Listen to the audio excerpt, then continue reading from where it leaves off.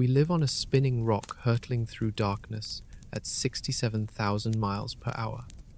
Yet, reaching our nearest planetary neighbor takes months. Reaching the farthest takes over a decade. You might think space travel is about distance, but you would be wrong. It is about velocity, gravity, and the brutal mathematics of orbital mechanics.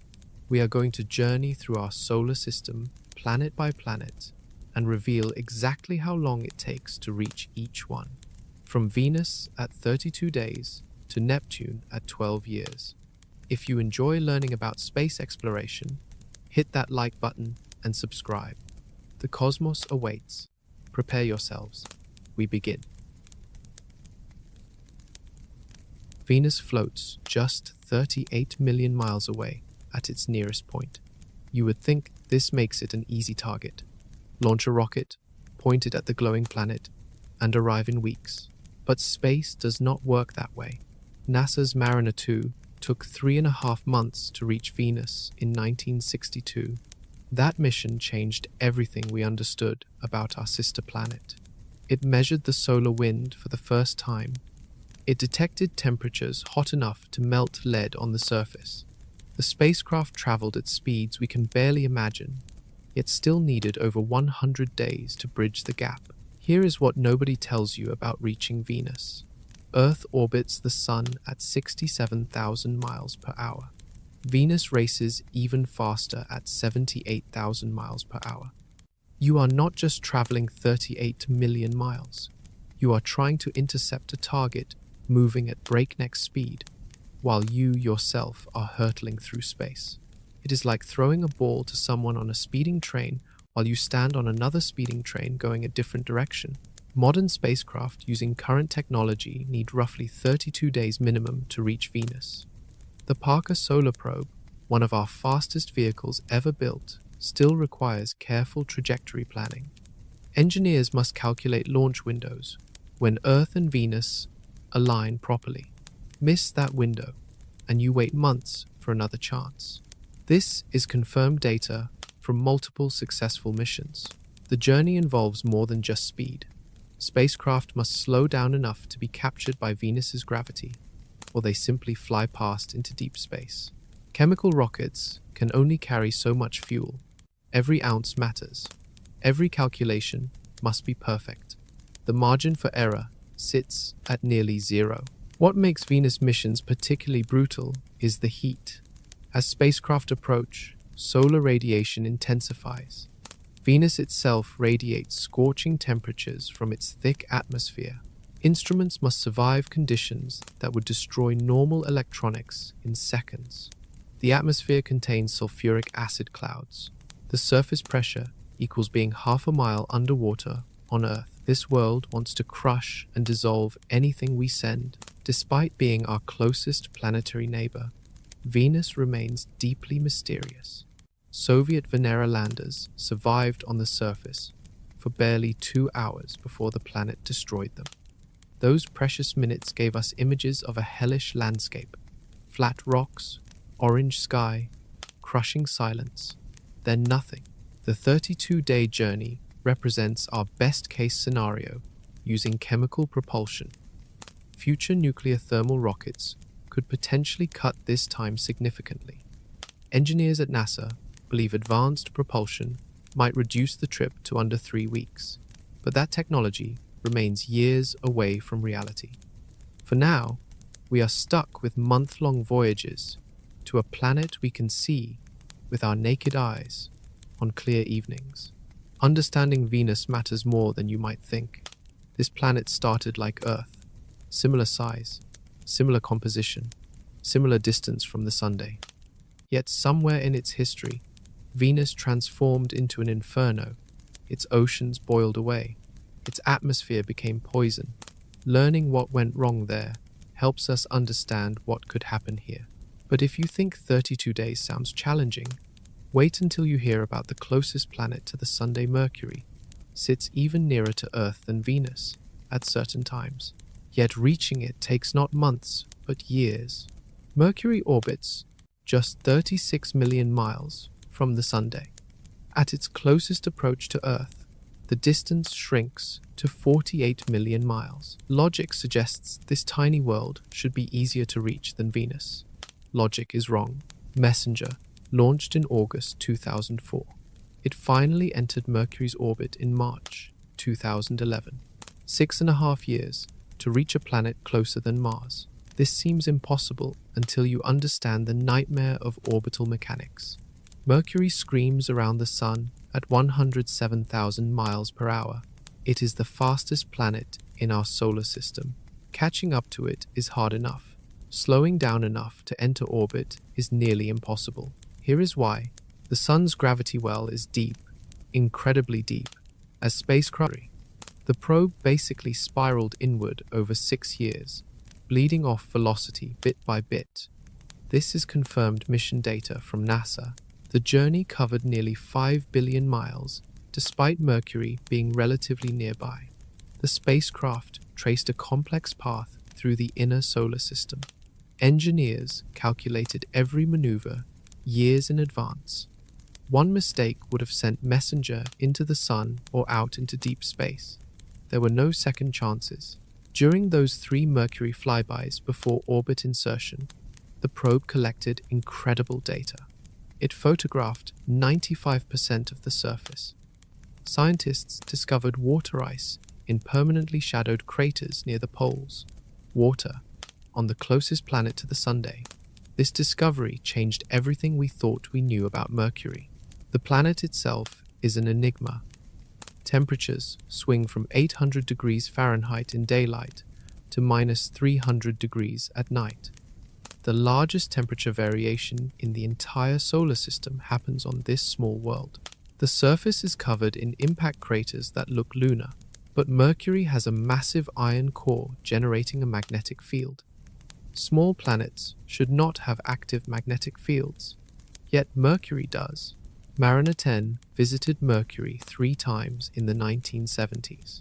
Each flyby was separated by months. That earlier mission only mapped 45% of the surface.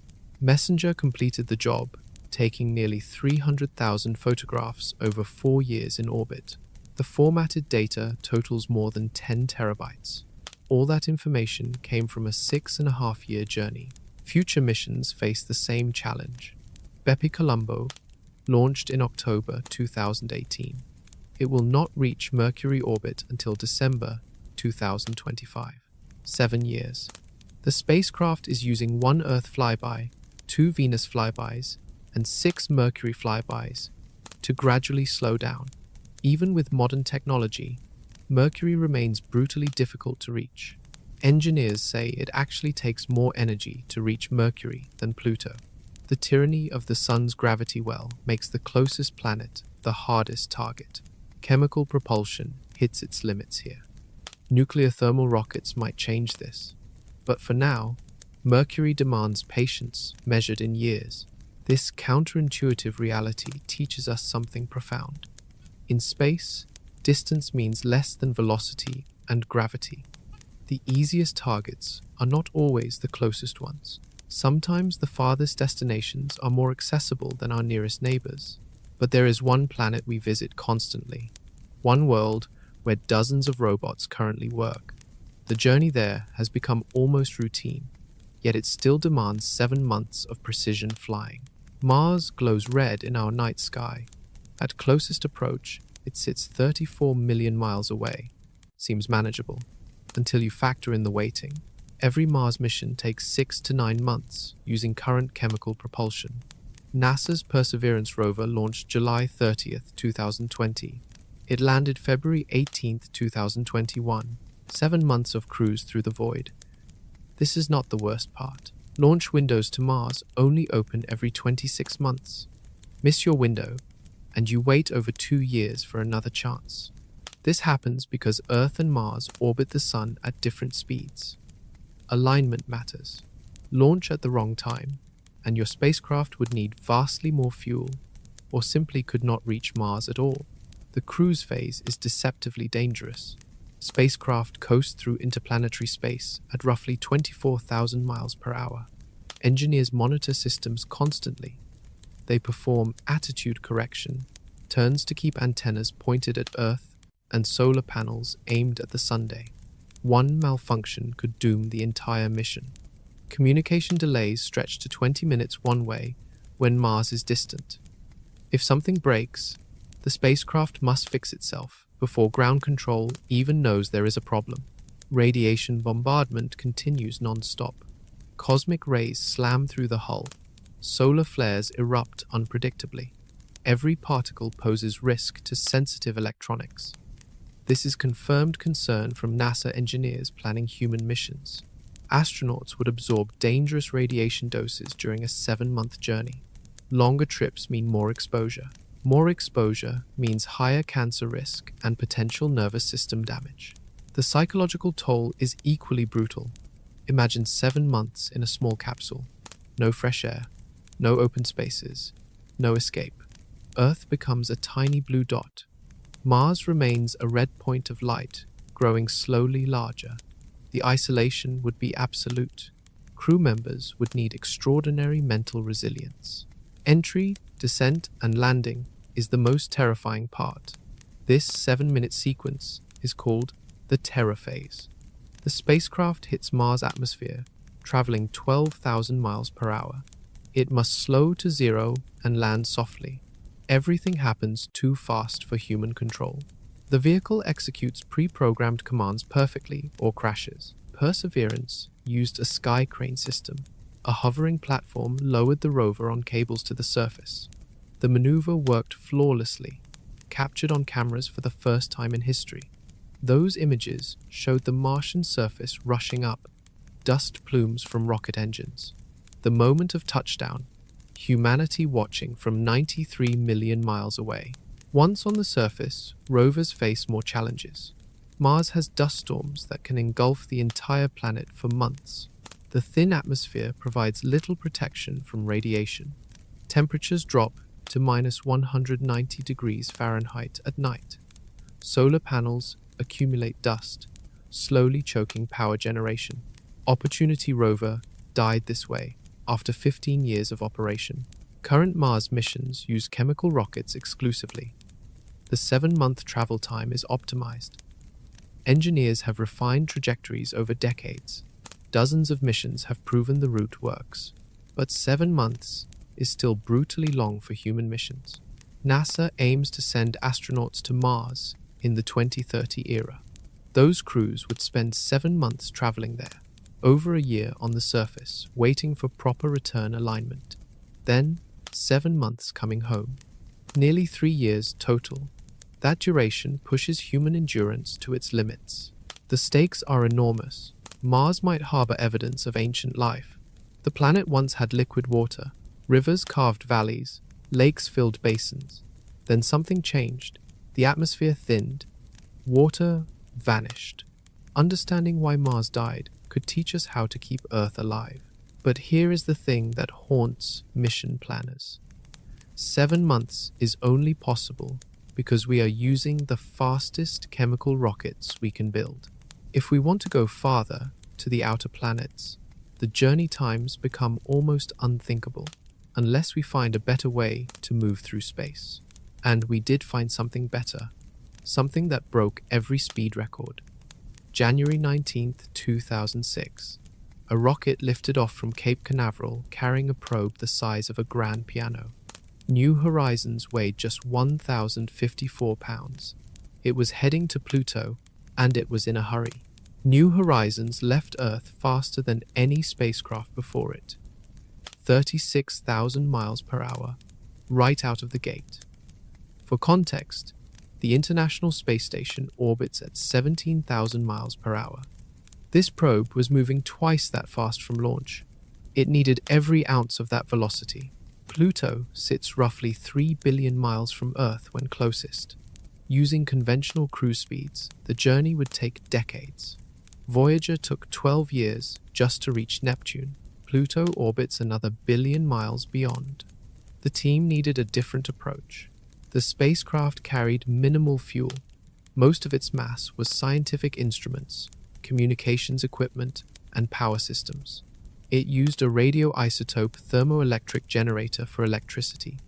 Plutonium pellets decay slowly, producing heat that converts to power. Solar panels would be useless in the outer solar system. Sunlight at Pluto is 1,000 times weaker than at Earth. New Horizons reached the Moon's orbit in just 9 hours. Apollo astronauts took 3 days to cover the same distance. The speed was necessary, but dangerous. Space debris becomes deadly projectiles at those velocities. A paint fleck could punch through metal. Engineers designed extra shielding for critical systems. The probe flew past Jupiter 13 months after launch. This was not just a bonus science opportunity. Jupiter provided a gravity assist that boosted New Horizons even faster. The spacecraft emerged from the encounter traveling 51,000 miles per hour. That is 14 miles per second. Blink your eyes, and it crosses the length of Manhattan. Even with that incredible speed, the journey to Pluto took 9.5 years. 9.5 years to reach a world we could barely see through telescopes. The probe spent most of that time in hibernation mode to preserve systems. Engineers woke it periodically to check instruments and make course corrections. Tiny trajectory errors early would become massive misses later. July 14, 2015. New Horizons screamed past Pluto at 30,000 miles per hour. The flyby lasted just minutes. Every instrument fired simultaneously. Cameras photographed the heart-shaped Tombaugh Regio. Spectrometers analyzed the thin nitrogen atmosphere. Particle detectors measured the solar-wind interaction. Then, it was over. The spacecraft could not slow down, could not orbit, could not return. It carried all that velocity from launch, gravity assists, and years of falling toward the outer solar system. Pluto's gravity is too weak to capture anything moving that fast. The probe shot past and kept going into the Kuiper Belt. New Horizons transmitted data back to Earth for 16 months after the encounter. The signals took 4.5 hours to arrive, traveling at light speed. Ground stations received them at rates slower than old dial-up internet. Patience was mandatory, but the images were worth it. Pluto revealed itself as a geologically active world. Mountains made of water ice, glaciers of frozen nitrogen, possible subsurface oceans. This was not a dead frozen rock. Something generates heat inside Pluto. Something drives surface changes. Scientists are still trying to understand what. The mission proved you can reach the outer solar system within a human lifetime. 9.5 years is a long time, but not impossible. The key was launching fast and using gravity assist. Without Jupiter's boost, New Horizons would have taken decades longer. Currently, the probe is over 5 billion miles from Earth. It continues exploring the Kuiper Belt. Instruments still function. Power systems still work. Communications still reach us. The spacecraft will operate until roughly 2035, when its plutonium runs too low. New Horizons showed us what maximum speed looks like with chemical rockets and gravity assists. But even that incredible velocity took nearly a decade to reach Pluto. If we want to go faster, we need fundamentally different technology, or we need to use gravity in ways that seem almost like cheating. Because there is a maneuver that changed everything about how we explore space. A trick that turns planets into cosmic accelerators. 1973. Mariner 10 was about to attempt something never done before. The probe would fly close to Venus, steal some of its orbital energy, and redirect toward Mercury. If it worked, interplanetary travel would never be the same. The maneuver is called a gravity assist or gravitational slingshot. The concept is simple. The execution is terrifyingly precise. Here is how it works. Imagine a spacecraft approaching a planet. The planet is moving through space at enormous speed. As the probe falls toward the planet, it accelerates. Gravity pulls it faster and faster. The spacecraft whips around the planet and emerges on the other side. But here is the beautiful part. It leaves traveling faster than it arrived. The spacecraft essentially steals momentum from the planet. The planet slows down infinitesimally. The probe speeds up significantly. energy is conserved. But from the spacecraft's perspective, it gained velocity for free. No fuel burned, no engines fired, pure physics magic. Mariner 10 used Venus to reach Mercury. The maneuver worked perfectly. The probe became the first spacecraft to visit 2 planets on one mission. It also became the first to use GravityAssist successfully. Engineers had opened a new door in space exploration. Voyager 1 and 2 elevated gravity assists to an art form. The twin probes, launched in 1977 during a rare planetary alignment. This configuration happens once every 176 years. Jupiter, Saturn, Uranus, and Neptune lined up just right. A spacecraft could visit all 4 using gravity assists at each planet. Voyager 2 flew past Jupiter in July 1979. The encounter boosted its speed and bent its trajectory towards Saturn. It reached Saturn in August 1981. Another gravity assist redirected it to Uranus. Then Uranus sent it toward Neptune. The probe visited 4 giant planets in 12 years. Without gravity assists, the journey would have taken decades longer and required impossibly large fuel loads. The math behind gravity assists is complex. Engineers must calculate approach angle, altitude, velocity, and timing with extreme precision. Miss by a few miles and the maneuver fails. Arrive too fast and the planet cannot redirect you properly. Come too close and atmospheric drag destroys the spacecraft. The margin for error is razor thin. Messenger used gravity assists 6 times to reach Mercury. 1 Earth flyby, 2 at Venus, 3 at Mercury itself. Each maneuver bled off velocity slowly. The probe spiraled inward over 6 years. It finally had low enough speed to enter orbit without burning massive amounts of fuel. Cassini used 4 gravity assists to reach Saturn. It flew past Venus twice, then Earth, then Jupiter. The Jupiter encounter in December 2000 was critical. The giant planet flung Cassini outward with enough velocity to reach Saturn 4 years later. The probe could not have made the trip otherwise. There are costs to this technique. Gravity assists add years to mission duration.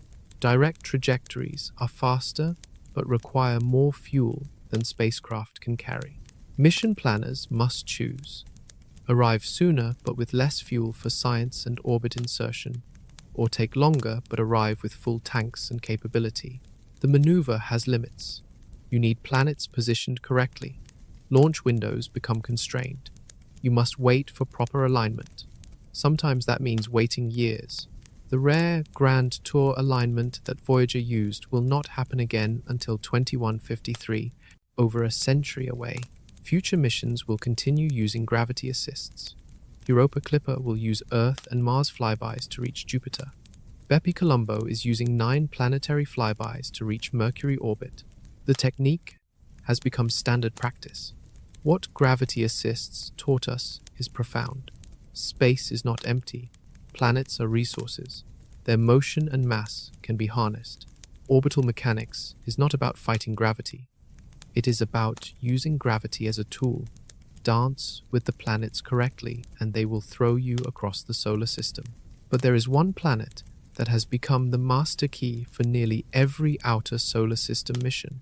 One world whose gravity well is so powerful, it can fling spacecraft anywhere they need to go. A cosmic highway interchange bigger than Earth itself. Jupiter dominates our solar system in ways most people never realize. This gas giant contains more mass than all other planets combined. Its gravity well extends millions of miles into space, and every mission to the outer planets uses Jupiter as a mandatory stop. Pioneer 10 arrived at Jupiter in December 1973. The encounter accelerated the probe enough to escape the solar system entirely. Pioneer 10 became humanity's first interstellar object. Jupiter made that possible. Pioneer 11 followed in December 1974, but engineers aimed this one differently. Jupiter's gravity redirected Pioneer 11 towards Saturn. Same planet, different approach angle, different destination. This demonstrated Jupiter's versatility as a cosmic tool.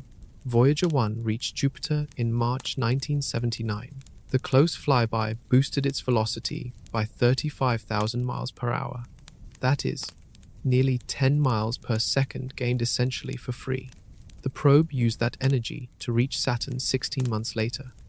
Without Jupiter, Voyager 1 would still be crawling through space somewhere beyond Mars. Voyager 2 visited Jupiter in July 1979. Its trajectory was carefully calculated to send it towards Saturn, then Uranus, then Neptune. The Jupiter encounter was the first in a chain of gravity assists. Each planet handed the probe to the next. Jupiter was the starting gate. Galileo spacecraft spent 6 years reaching Jupiter. It arrived in December 1995 and entered orbit. This was the first probe to orbit the gas giant instead of just flying past. Galileo studied Jupiter for 8 years. It discovered subsurface oceans on Europa. It watched comet Shoemaker-Levy 9 crash into Jupiter's atmosphere. It measured radiation levels that would kill humans in hours. Cassini flew past Jupiter in December 2000. The encounter lasted months. Cassini took thousands of images while using Jupiter's gravity to reach Saturn. The probe gained the velocity it needed to cross the billion miles between the two giants. Jupiter again proved essential. New Horizons screamed past Jupiter 13 months after launch. The flyby boosted the probe past 50,000 miles per hour. This velocity enabled reaching Pluto in 9.5 years instead of decades. Jupiter literally saved years of travel time. Juno arrived at Jupiter in July 2016. The probe entered polar orbit. It is currently mapping Jupiter's magnetic field, measuring atmospheric composition, and studying the planet's mysterious core. Juno will operate until September 2025, when mission controllers will crash it into Jupiter. This prevents any chance of the probe contaminating potentially habitable moons like Europa. Why is Jupiter so useful? The numbers tell the story. Jupiter orbits the Sun at 29,000 miles per hour. Earth orbits at 67,000 miles per hour. When a spacecraft approaches Jupiter from behind, in the same direction the planet moves, it can gain enormous velocity. The transfer of momentum from Jupiter to the tiny probe is negligible to Jupiter, but massive for the spacecraft. The planet's gravity well extends roughly 32 million miles into space. This is called the Hill sphere. Inside this region, Jupiter's gravity dominates. Spacecraft can be captured, redirected, or accelerated depending on their trajectory. Mission planners use this region like a cosmic intersection. Enter from one direction, leave going another, always faster than you arrived. Jupiter's moons add complexity. Europa, Ganymede, Callisto, and Io all have their own gravity. Spacecraft must navigate this system carefully. Galileo used moon flybys as mini-gravity assists. Each encounter fine-tuned the orbit. Over 8 years, Galileo flew past Jupiter's moons 35 times. The radiation around Jupiter is brutal. The planet's magnetic field traps charged particles. These form radiation belts, far more intense than Earth's Van Allen belts. Electronics must be heavily shielded. Even so, Juno's systems are gradually degrading. The radiation slowly destroys circuits. The spacecraft has limited lifespan because Jupiter's environment is so hostile. Future missions will continue using Jupiter. Europa Clipper launches in October 2024. The probe will use gravity assists to reach Jupiter in April 2030. It will then orbit Jupiter while flying past Europa repeatedly. The mission aims to study that moon's subsurface ocean. Life might exist beneath the ice. Jupiter is the gateway to the outer solar system. No mission to Saturn, Uranus, Neptune, or beyond skips Jupiter. The planet is mandatory. Its gravity is too useful. Its position is too perfect.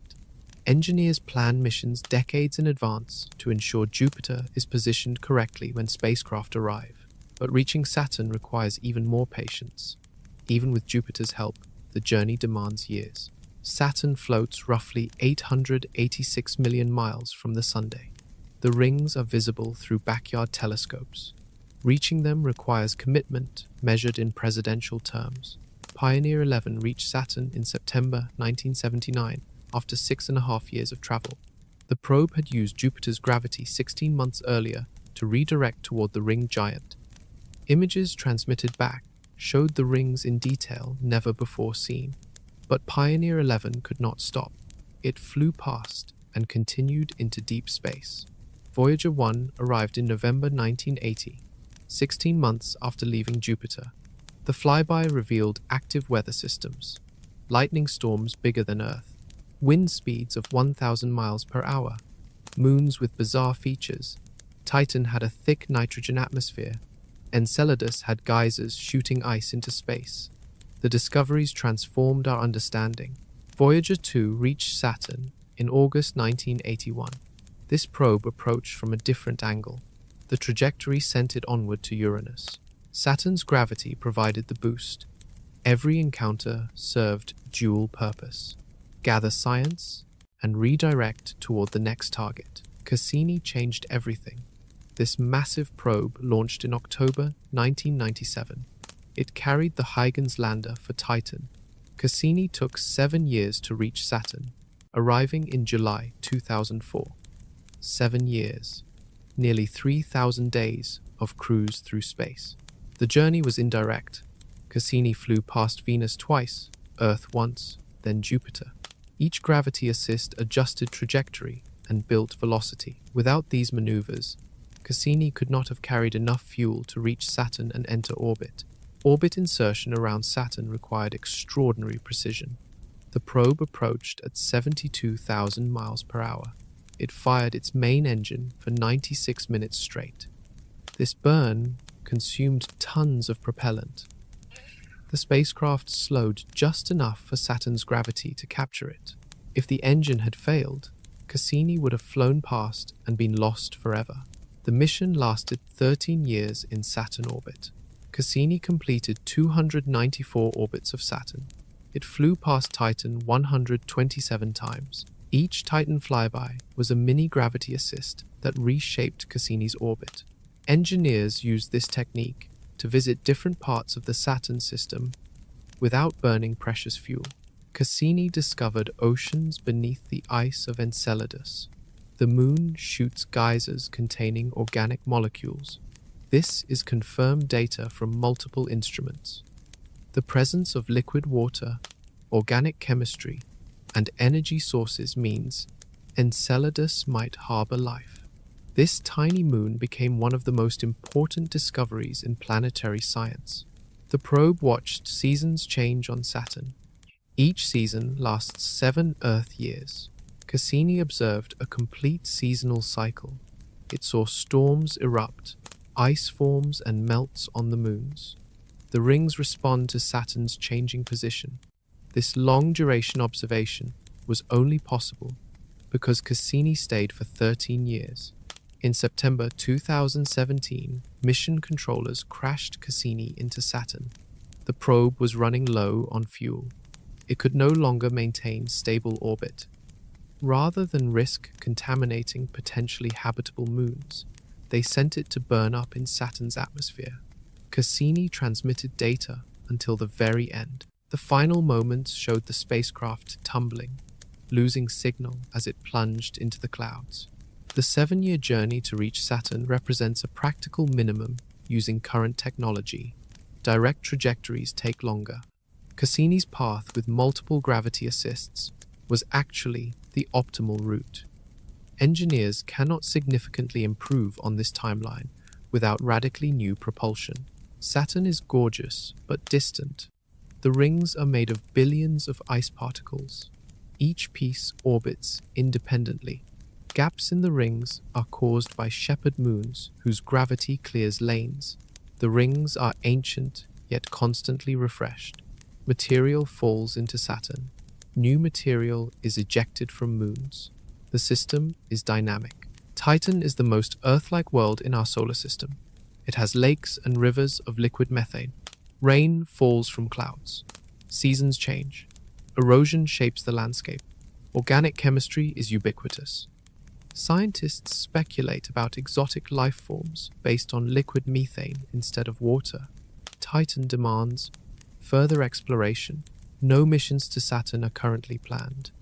Budget constraints and long travel times make Saturn missions rare. The next Saturn orbiter will not launch before the 2030 era at earliest. That probe would arrive in the late 2030 era or early 2040 era, nearly 2 decades from now. Saturn teaches us patience. Beautiful things take time to reach. 7 years of waiting, 7 years of hoping the spacecraft survives, 7 years before the first images arrive. But the rewards justify the investment. Every mission to Saturn has revolutionized our understanding of the outer solar system. But Saturn is not the edge. 2 more ice giants orbit farther out, worlds so distant that only one spacecraft has ever visited them. And that journey took over a decade. August 20th, 1977, Voyager 2 lifted off from Cape Canaveral. Destination, Neptune. Expected arrival, August 1989. 12 years. 12 years to reach the farthest planet. Neptune orbits 2.8 billion miles from the Sunday. The planet is invisible to the naked eye. Telescopes from Earth show only a tiny blue dot. No spacecraft had ever visited. Voyager 2 would be the first and remains the only probe to fly past Neptune up close. The journey took advantage of a once-in-a-lifetime planetary alignment. Jupiter, Saturn, Uranus, and Neptune arrange themselves in a cosmic straight line. This configuration occurs every 176 years. Voyager 2's trajectory was meticulously planned to visit all 4. The probe reached Jupiter in July 1979, 2 years after launch. Jupiter's gravity provided the first major boost. Voyager 2 continued towards Saturn. Arrival, August 1981, 4 years into the mission. Saturn's GravityAssist sent the probe toward Uranus. Uranus presented challenges. The planet rotates on its side. Its axis tilts 98 degrees. This makes its seasons extreme. Voyager 2 arrived during Uranian summer. One pole pointed almost directly at the Sunday. The other pole sat in decades-long darkness. The flyby happened January 1986, 8.5 years into the journey. Uranus's gravity flung Voyager 2 toward Neptune. The final leg took 3 more years. Every day carried the probe farther from Earth. Communications required over 4 hours one way at light speed.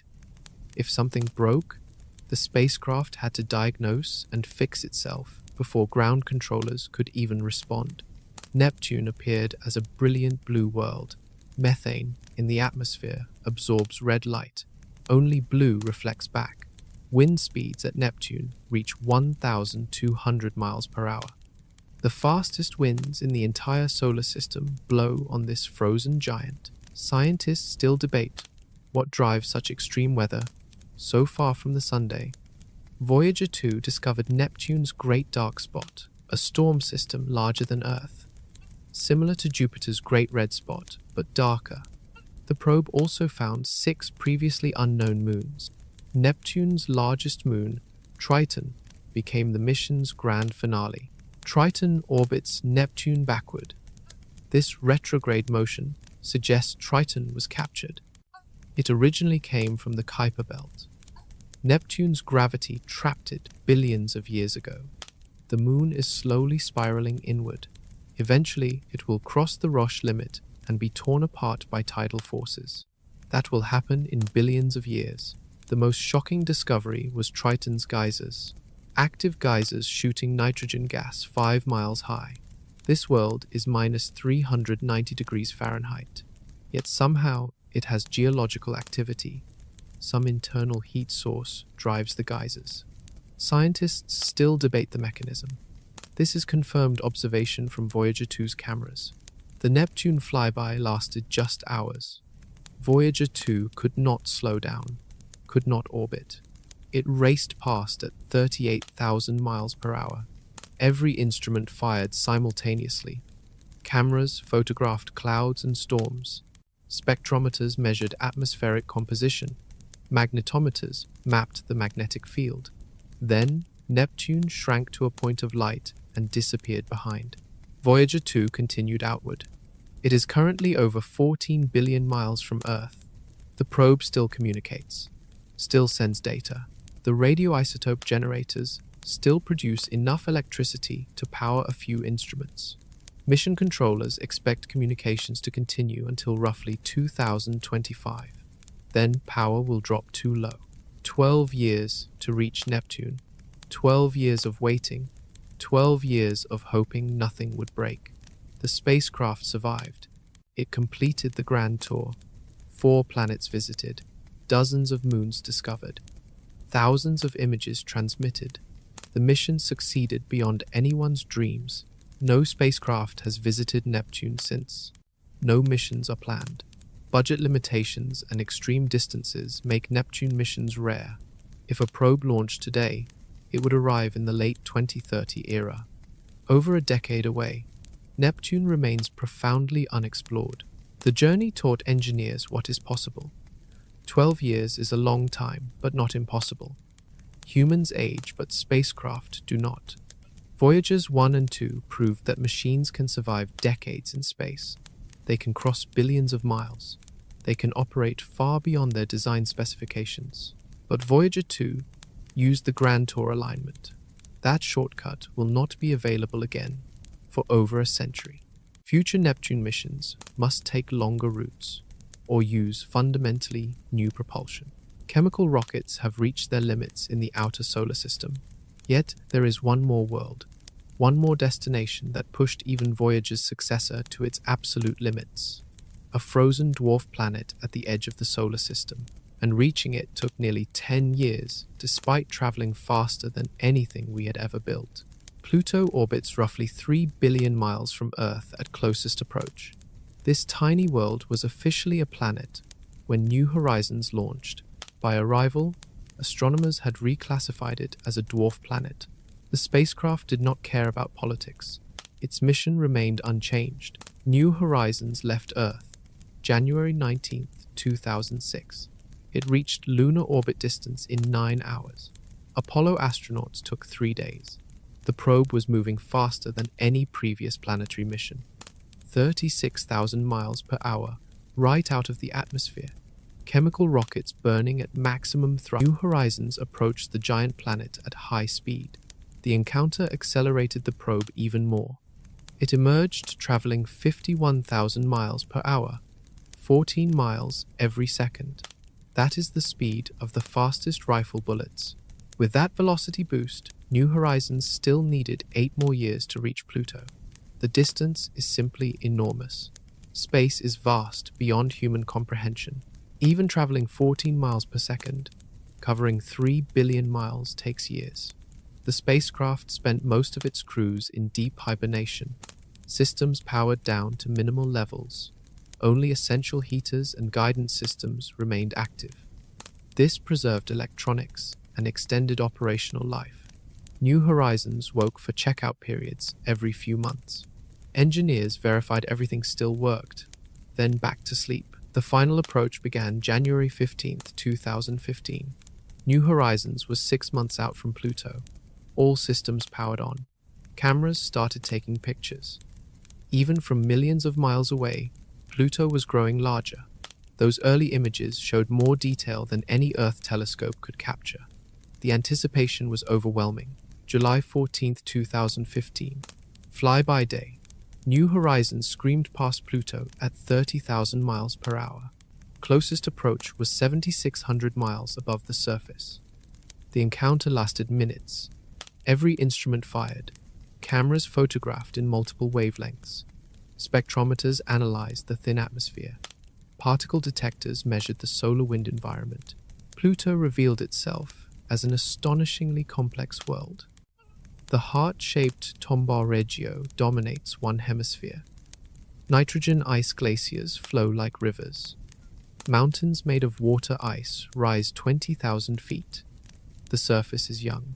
Something is resurfacing Pluto. Something generates heat inside this distant, frozen world. The atmosphere surprised everyone. Nitrogen gas extends hundreds of miles above the surface. It is escaping into space. Pluto is slowly losing its atmosphere to the solar wind. This confirms theories, but also raises questions. Where does the nitrogen come from? How long can this process continue? Charon, Pluto's largest moon, is almost half the size of Pluto itself. They form a binary system. Both worlds are tidally locked. The same faces always point toward each other. Charon has its own mysterious features. Red polar caps, made of organic molecules. Smooth plains suggesting past geological activity. New Horizons transmitted data for 16 months after the flyby. The spacecraft's antenna is tiny. Transmission speed was slower than dial-up internet from the 1990s.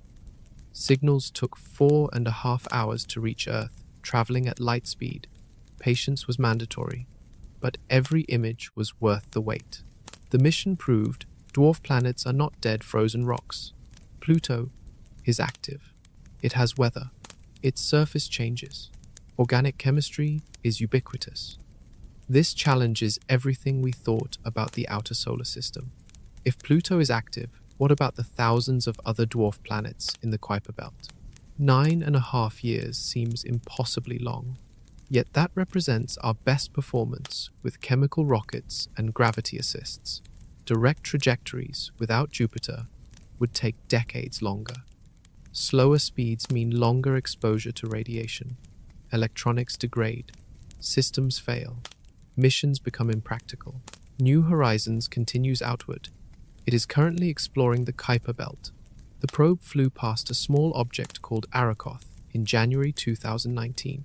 That encounter happened 4 years after Pluto. Arrokoth is the most distant object ever visited by a spacecraft. The images showed a snowman-shaped body, 2 lobes gently touching, a pristine remnant from the solar system's formation. The spacecraft will operate until roughly 2035. Then its plutonium power source will run too low. Communications will cease. New Horizons will continue outward forever. Silent, dark, carrying messages from Earth, a time capsule moving through the cosmos. Pluto demonstrated the limits of current technology. 9.5 years is near the maximum humans can practically wait. Longer missions risk obsolescence. Technology advances during the journey. Ground teams retire or move on.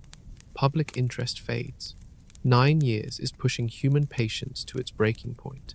But what if the problem is not the distance? What if the real challenge is something more fundamental about how we travel through space? You would think space travel is simple. Point at your destination, fire engines, fly straight there. This is completely wrong. Orbital mechanics does not work that way. Everything in space is moving. Earth orbits the Sun at 67,000 miles per hour. Mars orbits at 54,000 miles per hour. Jupiter moves at 29,000 miles per hour. These are not straight-line motions. They are circular or elliptical orbits. Every planet follows its own curved path around the Sunday. When you launch from Earth, you inherit Earth's orbital velocity. You are already moving 67,000 miles per hour around the Sun before your rocket even fires. This velocity is in a specific direction, tangent to Earth's orbit, perpendicular to the line connecting Earth and Sunday. You cannot ignore this motion. To reach another planet, you must change your orbit. You need to curve your trajectory from Earth's orbit to intersect the target planet's orbit. And you must time the intersection so the planet is actually there when you arrive. Miss the timing, and you fly through empty space. The planet is somewhere else. This is called a Hohmann transfer orbit. It is the most fuel-efficient way to travel between 2 circular orbits. The spacecraft fires engines to enter an elliptical orbit. One end touches Earth's orbit. The other end touches the target planet's orbit. The spacecraft coasts along this ellipse.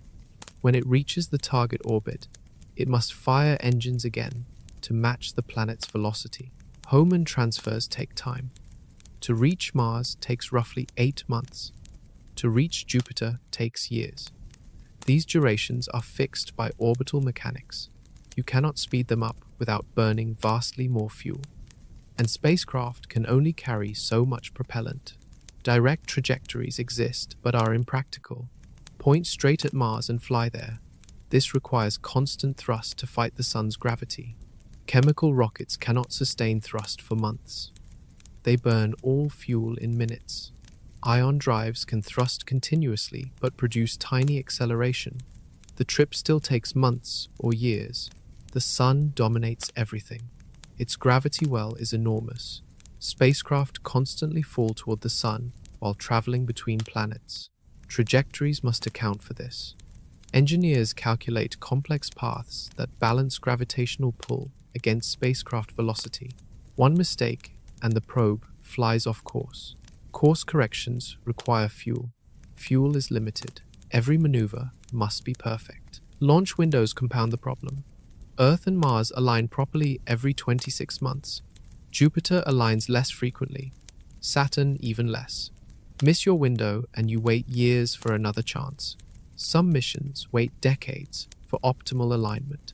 Voyager's Grand Tour used an alignment that happens every 176 years. GravityAssists add another layer of complexity. Flying close to a planet bends your trajectory. The amount of bending depends on approach angle, velocity, and altitude. Engineers must calculate these parameters years in advance. The spacecraft must arrive at exactly the timing, not just thrust but gravity. Space is not empty, it is filled with forces. Every object pulls on every other object. Trajectories must navigate this invisible web of gravitational influences. Newton's laws govern everything. An object in motion stays in motion unless acted upon by force. Spacecraft coast between engine burns. They fall along curved paths determined by gravity. Reaching another planet means matching orbits, matching velocities, arriving at the right place at the right time. Future missions will face the same constraints. Orbital mechanics is physics. You cannot negotiate with physics. You cannot ignore gravity. You cannot skip the mathematics. Every mission must obey the same rules that governed Voyager and New Horizons and Cassini. But there is one thing we can control: timing. Launch at the right moment, and the planets help you. Launch at the wrong moment, and you waste fuel fighting gravity. Everything depends on alignment. June 26, 2003. Mars exploration rover Spirit launched toward Mars. 7 days later, July 7th, Opportunity launched. Both missions targeted a 21-day launch window. Miss that window and the mission would wait 26 months for another chance. Launch windows exist because planets orbit at different speeds. Earth completes one orbit every 365 days. Mars takes 687 days. They align favorably every 780 days. That is 26 months, slightly over 2 years. During optimal alignment, Earth and Mars are on the same side of the Sunday. The distance between them is minimized. A spacecraft can travel a Hohmann transfer orbit efficiently. Fuel requirements are reasonable. Travel time is acceptable. Everything works. Launch 6 months later, when planets are poorly aligned and the trip becomes much harder. Mars might be on the opposite side of the Sun from Earth. The spacecraft must travel much farther. Fuel requirements skyrocket. Travel time doubles or triples. Most missions become impractical. The launch window for Mars typically lasts 3 to 4 weeks. Engineers calculate the optimal launch date. Then they add margin for weather delays, technical issues, and schedule problems. Every day within the window is analyzed. Later, dates require slightly more fuel. Earlier dates arrive slightly later. Mission planners balance these factors. Jupiter windows open every 13 months. Earth and Jupiter align more frequently than Mars because Jupiter orbits much slower. Every 399 days, the planets reach optimal position. Missions to Jupiter have more frequent opportunities than Mars missions. Saturn windows open every 12.5 months. Uranus every year. Neptune every year. Outer planet launch windows occur more frequently because those planets orbit so slowly. Earth catches up and passes them regularly, but the journey still takes years once you launch. Mission teams watch these windows obsessively. If a rocket fails on the launch pad, they might have one more attempt before the window closes. If they miss the entire window, the mission delays years.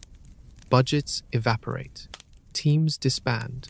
Politicians lose interest.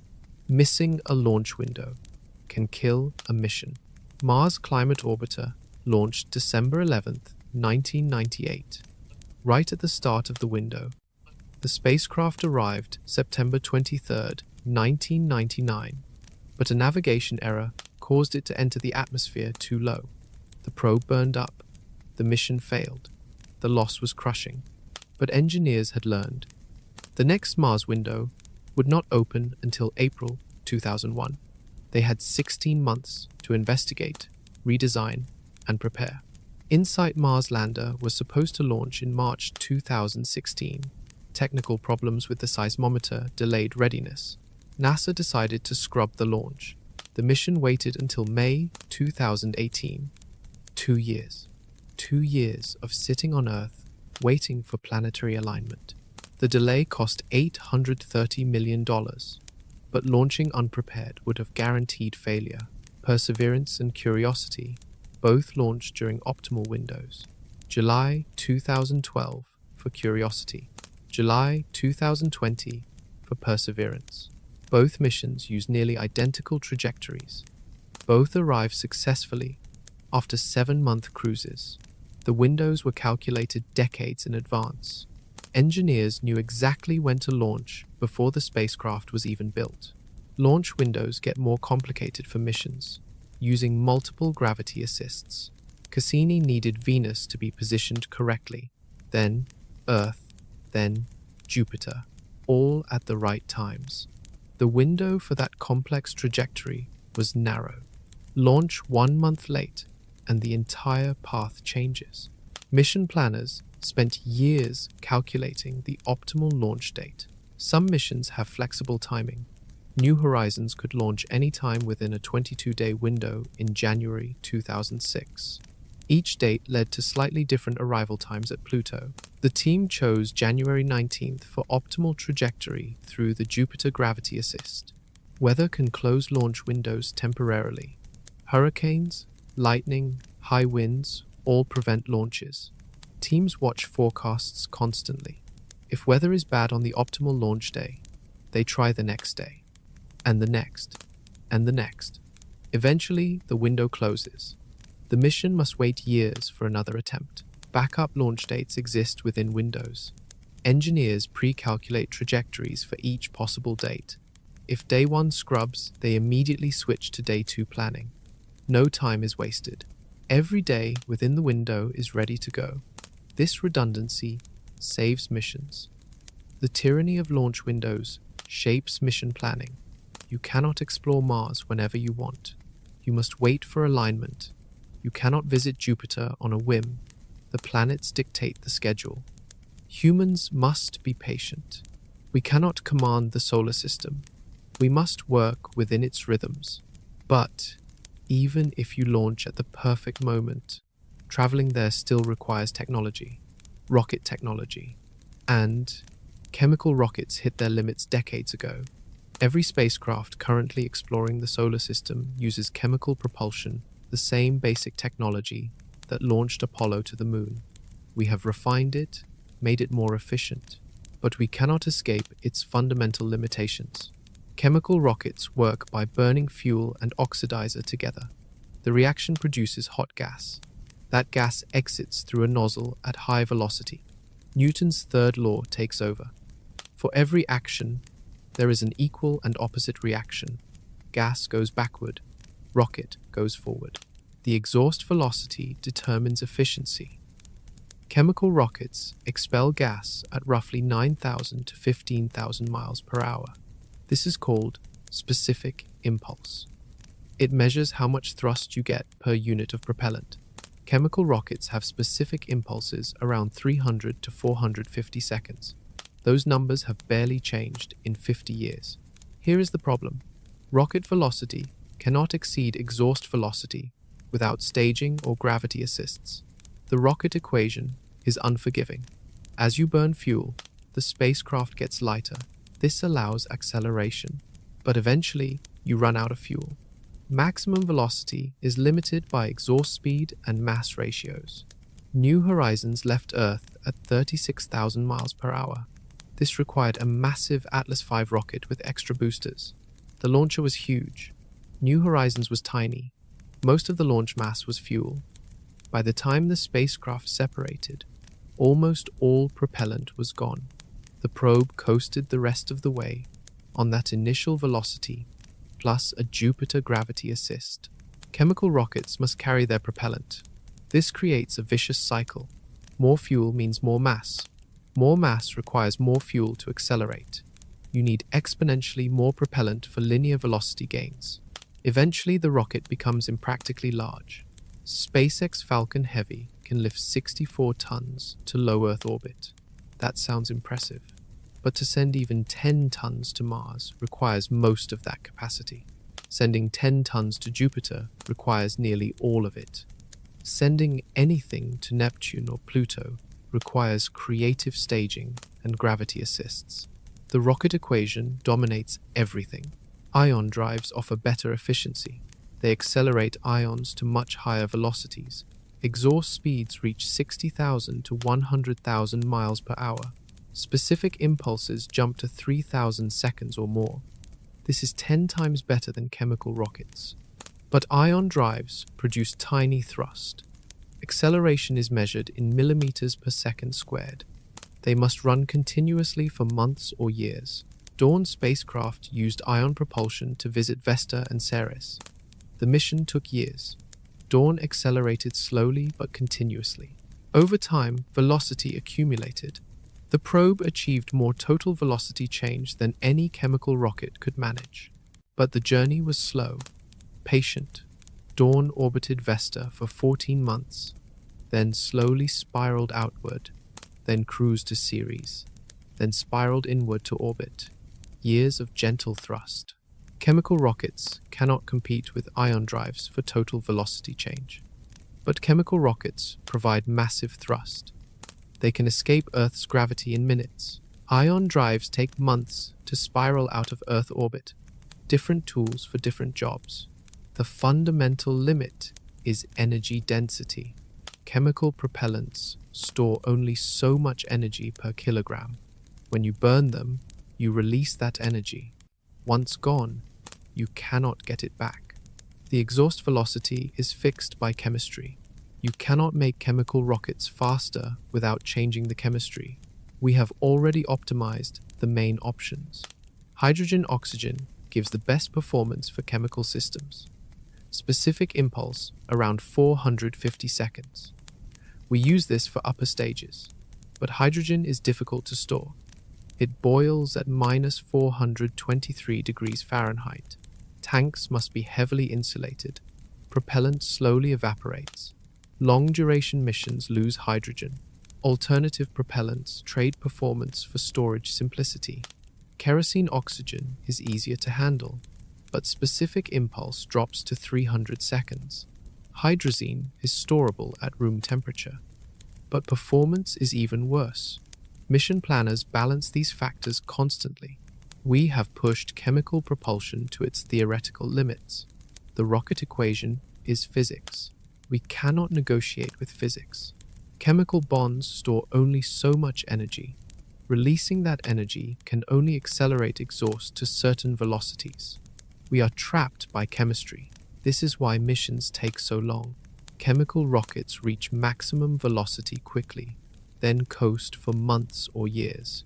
There is no free lunch, no magic trick. You burn fuel, you accelerate, then you drift. Gravity assists help, but do not change the fundamental limitation. Chemical rockets are slow, but there is hope. One spacecraft taught us that continuous, gentle thrust beats short, violent burns for some missions. A probe that changed how engineers think about deep space travel. Mercury is the hardest planet to reach. Not the farthest, the hardest. Messenger proved why, in the most painful way possible. 6.5 years to reach a planet closer than Jupiter. The probe launched August 3, 2004. Destination: Mercury orbit. Not flyby, not photograph and leave. Actual orbit. This was the first spacecraft to attempt orbiting Mercury.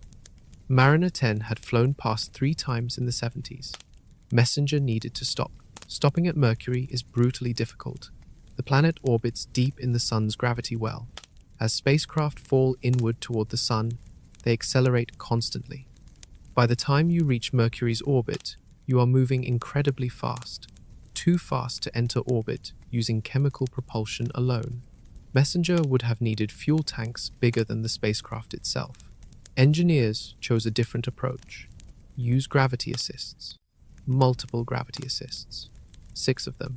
Each flyby would adjust trajectory and bleed off velocity. Slowly, gradually, over years. Messenger flew past Earth once, August 2nd, 2005.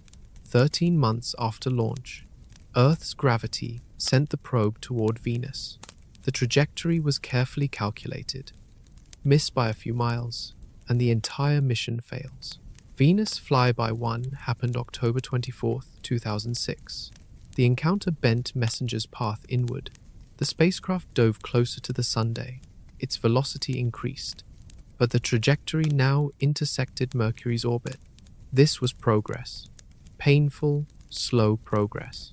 Venus Flyby 2 occurred June 5, 2007.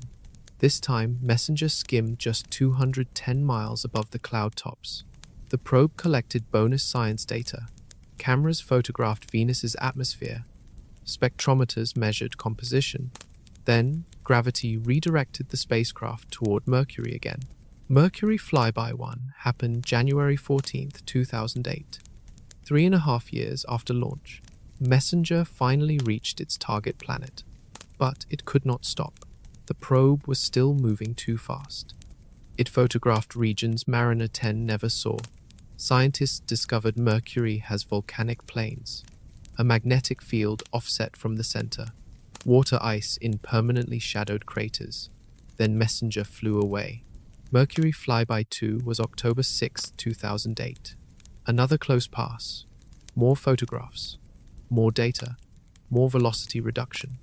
The spacecraft was spiraling inward. Each encounter brought it closer to orbital capture, but the process was agonizingly slow. Mercury Flyby 3 happened September 29, 2009, 5 years after launch. Messenger was almost ready, almost slow enough, almost positioned correctly, but not quite. One more journey around the Sunday. One more year of waiting. March 18, 2011. 6 years, 7 months, 16 days after launch, Messenger fired its main engine and entered orbit around Mercury. The burn lasted 15 minutes. The spacecraft slowed just enough for Mercury's weak gravity to capture it. Success. Finally. The mission orbited Mercury for 4 years. It photographed the entire surface, mapped the magnetic field, measured surface composition, discovered ice and organic compounds at the North Pole, found evidence of past volcanic activity, revealed lobate scarps showing Mercury shrank as it cooled. The science was extraordinary. April 30th, 2015. Messenger ran out of fuel. Mission controllers had no way to maintain orbit. The probe slowly descended toward the surface. At 1926 UTC, traveling 8,750 miles per hour, Messenger slammed into Mercury. It created a crater 52 feet across. The spacecraft became part of the planet it studied. 6.5 years to reach orbit. Years of spiral trajectories. Years of gravity assists. Years of patience. This mission demonstrated the ultimate challenge of reaching Mercury. Getting there is harder than reaching Pluto. The Sun's gravity makes Mercury practically inaccessible using chemical propulsion. Bepi Colombo is currently repeating this process. The joint European-Japanese mission launched October 20th, 2018. It will not reach Mercury orbit until December 2025. 7 years. Even with modern technology, Mercury demands extreme patience. The 6 gravity assists saved enormous fuel. Without them, Messenger would have needed 10 times more propellant. The spacecraft would have been too heavy to launch. The mission would have been impossible. Gravity assists made Mercury reachable, but at the cost of years. This technique is not unique to Mercury. Many missions use gravity assists, but Mercury required the most complex trajectory ever flown. 6 planetary encounters, dozens of course corrections, thousands of calculations, all to reach the closest planet. Chemical rockets force this solution. They cannot brake hard enough at Mercury, cannot carry enough fuel, cannot slow down in time. Engineers had to be creative, had to use planets as tools, had to accept years of travel time. But one technology showed us a different path. A propulsion system that can run for years without stopping. That accumulates velocity slowly but surely. That proves patience and continuous thrust beats short, violent burns. September 27, 2007. Dawn launched toward the asteroid belt. Its destination was Vesta and Ceres, the largest objects between Mars and Jupiter. Dawn carried a revolutionary propulsion system, ion drives, and they changed everything. Ion drives work differently than chemical rockets. They do not burn fuel. They accelerate ions using electric fields. Xenon gas is ionized, stripped of electrons. Then electromagnetic forces accelerate the ions to 60,000 miles per hour. The ions shoot out the back.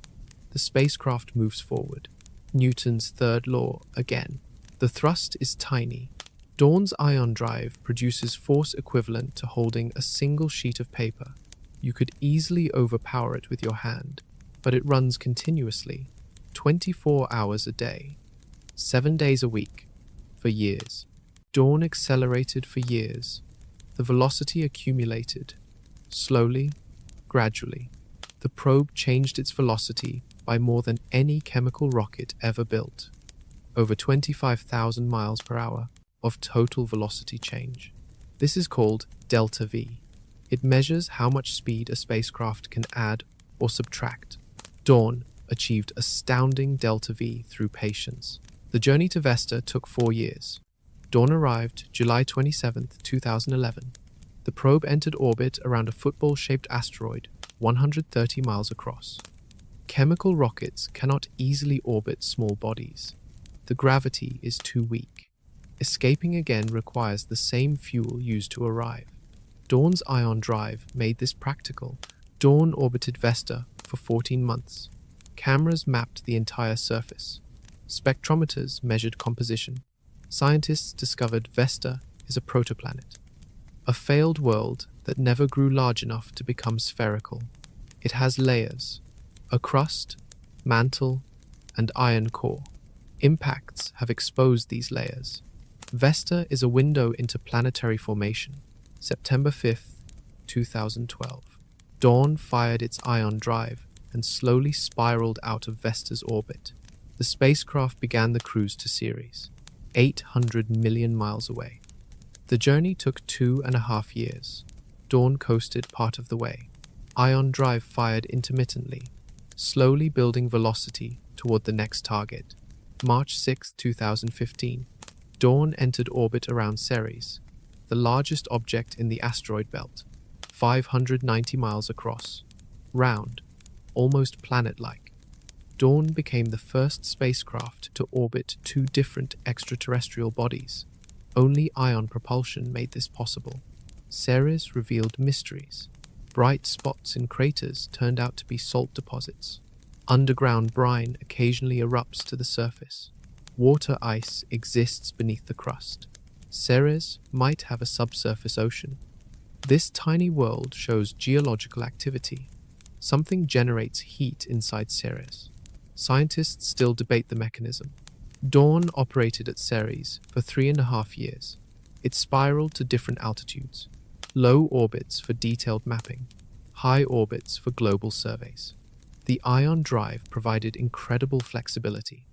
Chemical rockets must commit to one orbit. Dawn could change altitude anytime. This revolutionized asteroid exploration. October 31st, 2018. Dawn ran out of hydrazine for its attitude control thrusters. The ion drive still had xenon propellant, but without attitude control, the spacecraft could not point itself, could not aim its antenna at Earth, could not keep solar panels facing the Sunday mission controllers declared Dawn dead. The spacecraft remains in orbit around Ceres. It will stay there for decades, perhaps centuries. Dawn became an artificial moon, a permanent memorial to human exploration, and proof that ion drives work for deep space missions. Ion propulsion trades thrust for efficiency. Chemical rockets produce massive thrust for minutes. Ion drives produce tiny thrust for years. Different philosophies, different applications. Ion drives cannot launch from Earth. Thrust is too weak to overcome gravity. But in deep space, where no air resistance exists, gentle, continuous thrust is powerful. Future missions will use ion drives more. Europa Clipper has ion thrusters for fine trajectory control. Psyche asteroid mission uses solar electric propulsion. The technology is maturing, becoming reliable, becoming standard for certain mission types. But ion drives are still slow. Dawn took years to reach Vesta, years more to reach Ceres. Continuous gentle thrust accumulates velocity, but first, we must understand why faster travel matters. Why cutting months off trips saves lives. Why radiation is the invisible killer stalking every deep space mission. Space is trying to kill you. Every second, every minute, every day. Not from lack of air, not from cold, from invisible particles moving near light speed that tear through your cells. Cosmic rays are atomic nuclei stripped of electrons. They originate from supernovae, neutron stars, black holes. They cross the galaxy at relativistic speeds. When they hit human tissue, they shatter DNA. They create free radicals. They cause mutations, cancer, radiation sickness, death. Earth's magnetic field deflects most cosmic rays. The atmosphere absorbs the rest. We live in a protective bubble. Step outside that bubble, and radiation exposure increases 100-fold. Astronauts on the International Space Station absorb roughly 150 millisieverts per year. For comparison, people on Earth receive about 3 millisieverts annually from background radiation. Space station crews absorb 50 times more radiation than people on the ground, and they are still within Earth's magnetic field protection. Beyond that field, exposure skyrockets. A round trip to Mars takes roughly 18 months using current chemical propulsion. 7 months there, 12 months on the surface, 7 months back. Astronauts would absorb roughly 600 millisieverts during the journey. This is confirmed estimate from NASA radiation studies. Surface time adds more exposure. Mars has no magnetic field, thin atmosphere. Radiation pounds the surface constantly. 600 millisieverts significantly increases cancer risk. NASA limits astronaut career exposure to 1 sievert. 600 millisieverts is 60% of that lifetime limit. From one Mars mission, crews could maybe fly twice. Then they are done. Career over. Radiation limit reached. But cancer is the slow killer. The immediate threat is solar particle events. The sun occasionally erupts. Coronal mass ejections spray charged particles into space. If astronauts are caught in open space during a major solar event, they could receive lethal doses in hours. Acute radiation sickness, vomiting, bleeding, death within days. Spacecraft shielding helps, but only partially. Aluminum stops some radiation, but creates secondary particles when cosmic rays strike the hull. These secondary particles can be more dangerous than the originals. Water is excellent shielding, but water is heavy. Carrying enough to protect crew makes missions impractically massive. Shorter trips reduce exposure proportionally, cut travel time in half, and radiation dose drops in half. This is why propulsion advances matter. Not just convenience, not just cost, Survival. Astronaut safety. Nuclear thermal propulsion could reduce Mars' journey to 3 months instead of 7. That cuts radiation exposure by more than half. Europa Clipper will not carry astronauts for good reason. Jupiter's radiation belts are deadly. The spacecraft's electronics are heavily shielded. Even so, the mission duration is limited. Radiation will gradually destroy circuits. The probe will survive long enough to complete its science objectives. Then radiation will kill it. Human missions to Jupiter's moons are nearly impossible with current technology. The radiation environment is too intense. Astronauts would need massive shielding, water jackets around living spaces, underground habitats on moons, time limits on surface activities. The challenges are enormous. Some researchers propose using spacecraft rotation to create artificial gravity. The rotating habitat could have water walls, meters thick. The water serves dual purpose, drinking supply and radiation shield. But this adds complexity. Engineering challenges. Cost. Magnetic field generators have been proposed. Artificial magnetospheres to deflect charged particles. This works in theory. In practice, generating fields strong enough requires enormous power, more than solar panels can provide. Maybe nuclear reactors could supply the energy, but that adds mass, complexity, risk. The simplest solution is speed. Faster journeys mean less radiation exposure. Nuclear thermal rockets could reach Mars in 45 days. That is 7 times faster than current missions. Radiation exposure drops proportionally. Astronauts arrive healthier. Safety margins increase dramatically. Some radiation exposure is unavoidable. Cosmic rays cannot be completely blocked, but reducing exposure matters. Every millisievert avoided is 1 less DNA break, 1 less mutation, 1 less chance of cancer decades later. Shorter trips also reduce other risks. Microgravity causes bone loss and muscle atrophy. Extended weightlessness damages vision. Cardiovascular systems deteriorate. The human body evolved for gravity. Take gravity away, and problems multiply. Faster trips minimize these effects. Psychological factors matter too. Isolation, confinement, distance from Earth. These stresses accumulate. Shorter missions mean crews spend less time in hostile environments. Mental health improves. Performance stays sharp. This is why advanced propulsion is not optional. It is necessary. Chemical rockets cannot safely carry humans beyond Mars. The journey times are too long. Radiation exposure too high. Nuclear propulsion offers a solution. Cut travel time by factors of 2 to 5. Make deep space accessible. Enable exploration beyond the inner solar system. The technology exists. Nuclear 5 days. This changes everything. Nuclear thermal propulsion uses nuclear fission to generate heat. A reactor heats liquid hydrogen to extreme temperatures. The hydrogen expands and shoots through a nozzle. The exhaust velocity reaches 15,000 to 20,000 miles per hour, double what chemical rockets achieve. This means double the efficiency, half the fuel mass, faster trips. The concept is not new. Between 1955 and 1973, NASA and national laboratories built and tested 20 nuclear thermal rocket engines. They worked. They produced incredible thrust. Specific impulses reached 900 seconds, triple the performance of chemical systems. Those early programs used highly enriched uranium, weapons-grade fuel. The proliferation risks were unacceptable. Political concerns killed the programs, but the physics was proven.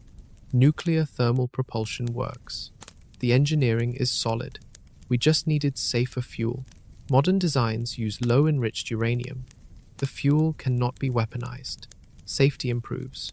Regulatory approval becomes feasible. This is confirmed approach from current NASA programs. The reactor remains inactive during launch. It only turns on in orbit. If the rocket crashes on the launch pad, radioactive material stays contained. Once in space, The reactor activates. Uranium atoms split. Each fission releases enormous energy. Heat transfers to hydrogen propellant. Temperatures reach 4,400 degrees Fahrenheit. The hydrogen becomes superheated gas. It expands violently through the engine nozzle. Thrust results. A nuclear thermal rocket could accelerate a Mars-bound spacecraft to much higher velocities than chemical systems. The journey could shrink to 6 weeks instead of 7 months. Astronauts spend less time in radiation, less time in microgravity, less time psychologically isolated. Everything improves. The challenges are significant but solvable. The reactor must operate reliably for the entire mission. No maintenance possible. No repairs. It must work perfectly, or the crew is stranded. Engineers design redundancy, multiple cooling systems, backup controls, fail-safes at every level. Heat management is critical. The reactor produces intense heat. Some heats the propellant. The rest must be radiated into space. Radiators are necessary. Large radiators. The spacecraft needs cooling systems that work in vacuum, that survive thermal cycling, that remain lightweight. Shielding protects the crew. During engine burns, the reactor emits neutrons and gamma radiation. Multi-layer shields absorb most of it. Distance helps. The crew module sits far from the reactor. Propellant tanks provide additional shielding. Careful design keeps radiation exposure acceptable. The Draco program aims to demonstrate this technology by 2027. Demonstration rocket for agile cislunar operations. The project will launch a nuclear thermal rocket, test it in orbit, prove the concept works, validate performance, show politicians and public that nuclear propulsion is safe. Lockheed Martin leads the spacecraft design. BWX Technologies builds the reactor. NASA provides oversight and integration. The Department of Defense funds it. This is a national priority. Recognized as essential for deep space exploration, if Draco succeeds, operational systems could fly by the mid-2030 era. Mars missions would use nuclear thermal propulsion. Journey times cut in half or better. Multiple landing sites become accessible. Abort options improve. If something goes wrong on Mars, the crew can leave quickly. Chemical rockets trap astronauts in long return windows. Nuclear rockets provide flexibility. Beyond Mars, nuclear thermal propulsion enables missions impossible with chemical systems. Jupiter's moons, Saturn, the asteroid belt. Destinations currently too distant become reachable.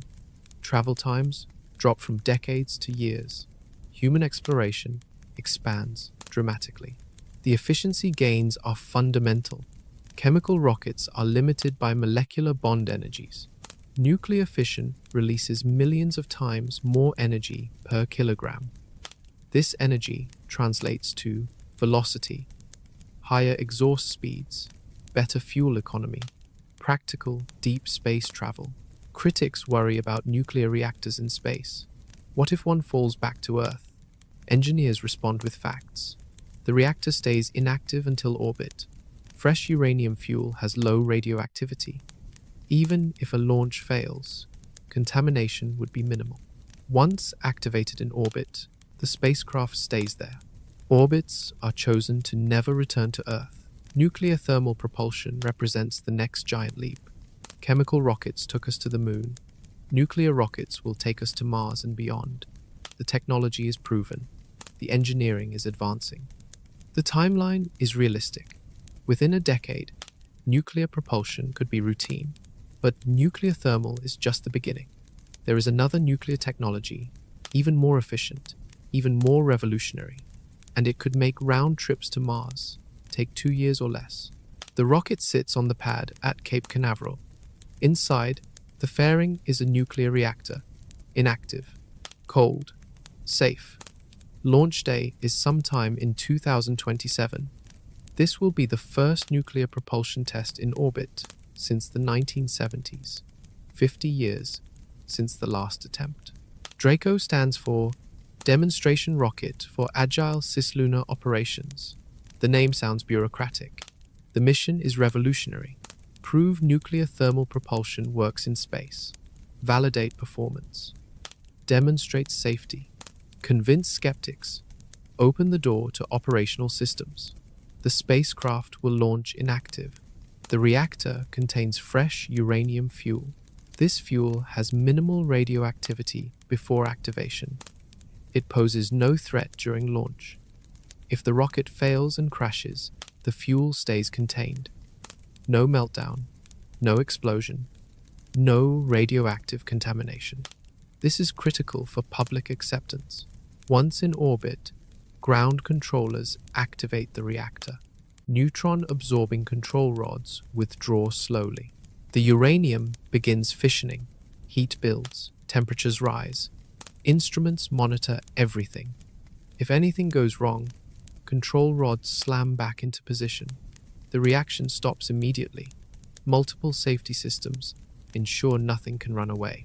The test burn will last minutes, long enough to prove the concept, long enough to measure thrust and efficiency, long enough to validate engineering. The spacecraft will measure exhaust velocity, reactor temperatures, thrust levels, and system stability. Thousands of data points transmitted to Earth in real time. Engineers expect specific impulse around 900 seconds, triple what chemical rockets achieve. If the test confirms this, Mars missions transform overnight. Journey times cut by more than half. Nuclear propulsion moves from theory to reality, from proposal to operational technology. The project costs roughly $500 million. This sounds expensive. Compare it to the James Webb Space Telescope at $10 billion, or the International Space Station at $150 billion. Draco is cheap. The return on investment is massive. One successful test enables decades of advanced missions. Lockheed Martin designed the spacecraft bus, the structure, the fuel tanks, the crew module for future versions. BWX Technologies built the reactor core. They have decades of experience with naval nuclear reactors. Submarines use similar fission technology. The engineering is mature. The safety record is excellent. The reactor uses low-enriched uranium fuel. This fuel cannot be weaponized. International treaties allow its use. Proliferation concerns are minimized. The fuel form is ceramic. If the reactor fails, the fuel stays solid. It does not melt or disperse. Containment is reliable. Hydrogen is the propellant, stored as liquid at -420 degrees Fahrenheit. This temperature poses engineering challenges. Tanks must be heavily insulated. Pumps must handle cryogenic fluid. Seals must not leak. Every component must work perfectly in vacuum and extreme temperatures. The test flight has no crew. This is purely robotic, remote controlled from the ground. If something fails, no lives are at risk, only hardware and money. This approach builds confidence, demonstrates safety, proves the technology before putting astronauts aboard. After the burn, the spacecraft will remain in orbit. The reactor will be shut down, control rods inserted, fission stops. The reactor slowly cools. Radiation levels drop. The orbit is chosen to ensure the spacecraft never returns to Earth. Even if all systems fail, it stays in space. Engineers will analyze the data for months, compare predicted performance to actual results, identify problems, refine designs, plan improvements. This test informs the next generation of nuclear thermal rockets, operational systems for Mars missions. If Draco succeeds, NASA aims for crewed Mars missions by the late 2030 era. Those missions will use nuclear propulsion, launch from Earth orbit, transit to Mars in 45 to 90 days, land, explore, launch back to orbit, transit home in another 45 to 90 days, total mission time roughly 2 years. Achievable with nuclear thermal rockets, the political support is strong. Democrats and Republicans both back the program. The military wants nuclear propulsion for cislunar operations. NASA needs it for Mars. International partners are interested.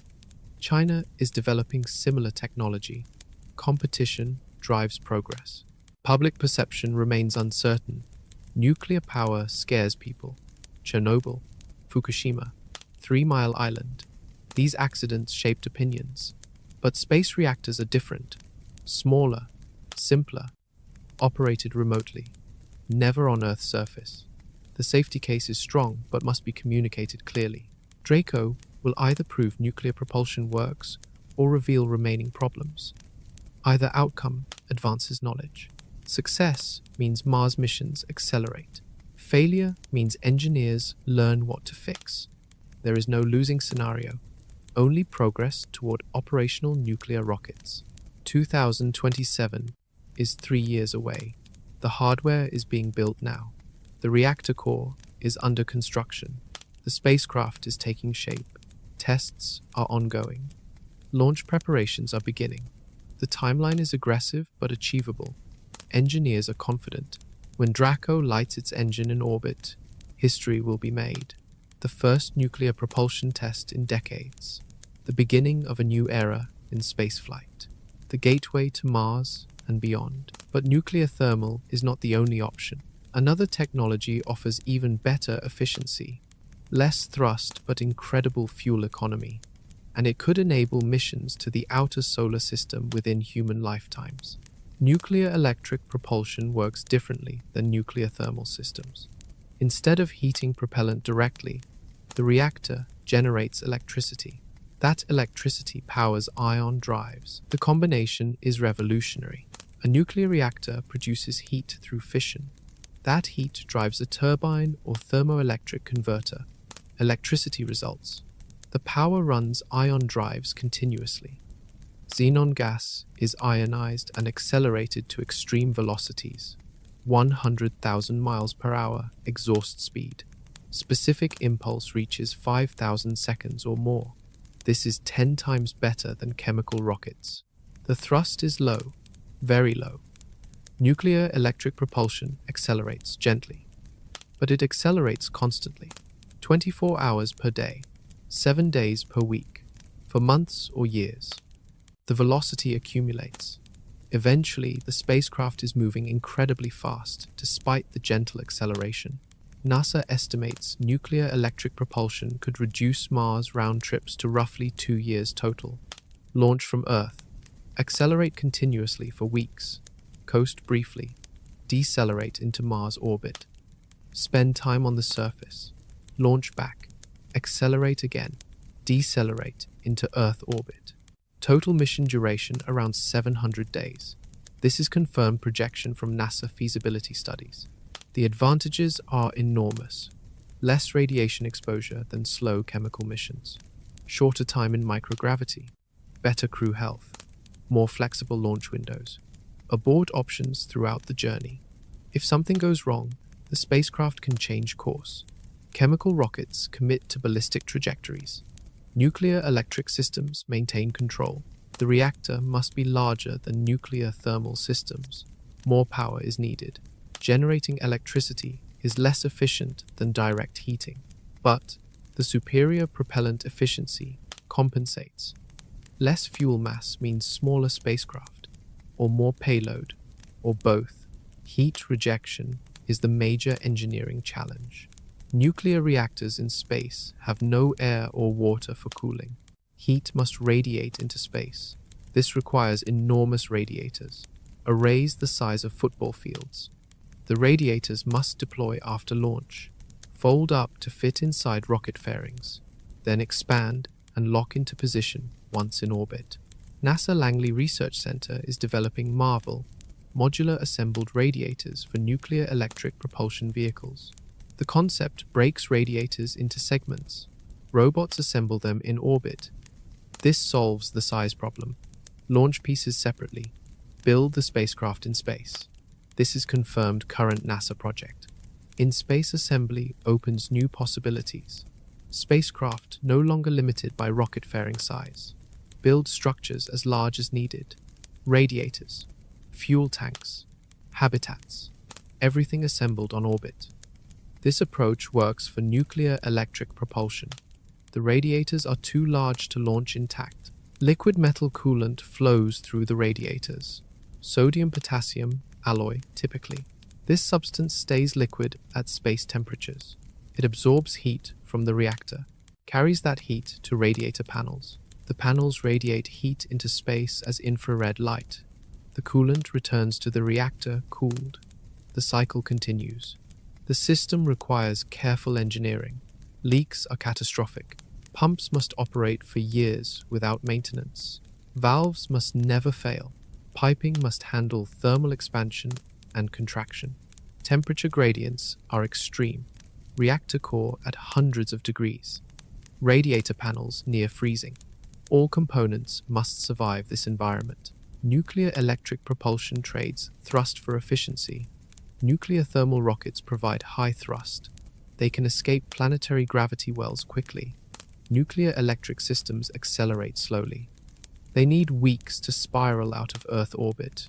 But once in deep space, efficiency dominates. The spacecraft can change velocity almost without limit. For Mars missions, hybrid systems are proposed. Launch with chemical rockets. Use nuclear electric for the interplanetary cruise. Enter Mars orbit with chemical or nuclear thermal for quick braking. Return journey uses nuclear electric again. This combines the strengths of multiple technologies. Outer solar system missions benefit most from nuclear electric propulsion. Jupiter, Saturn, Uranus, Neptune, destinations currently requiring decades, could be reached in years. The continuous acceleration builds velocity slowly but surely.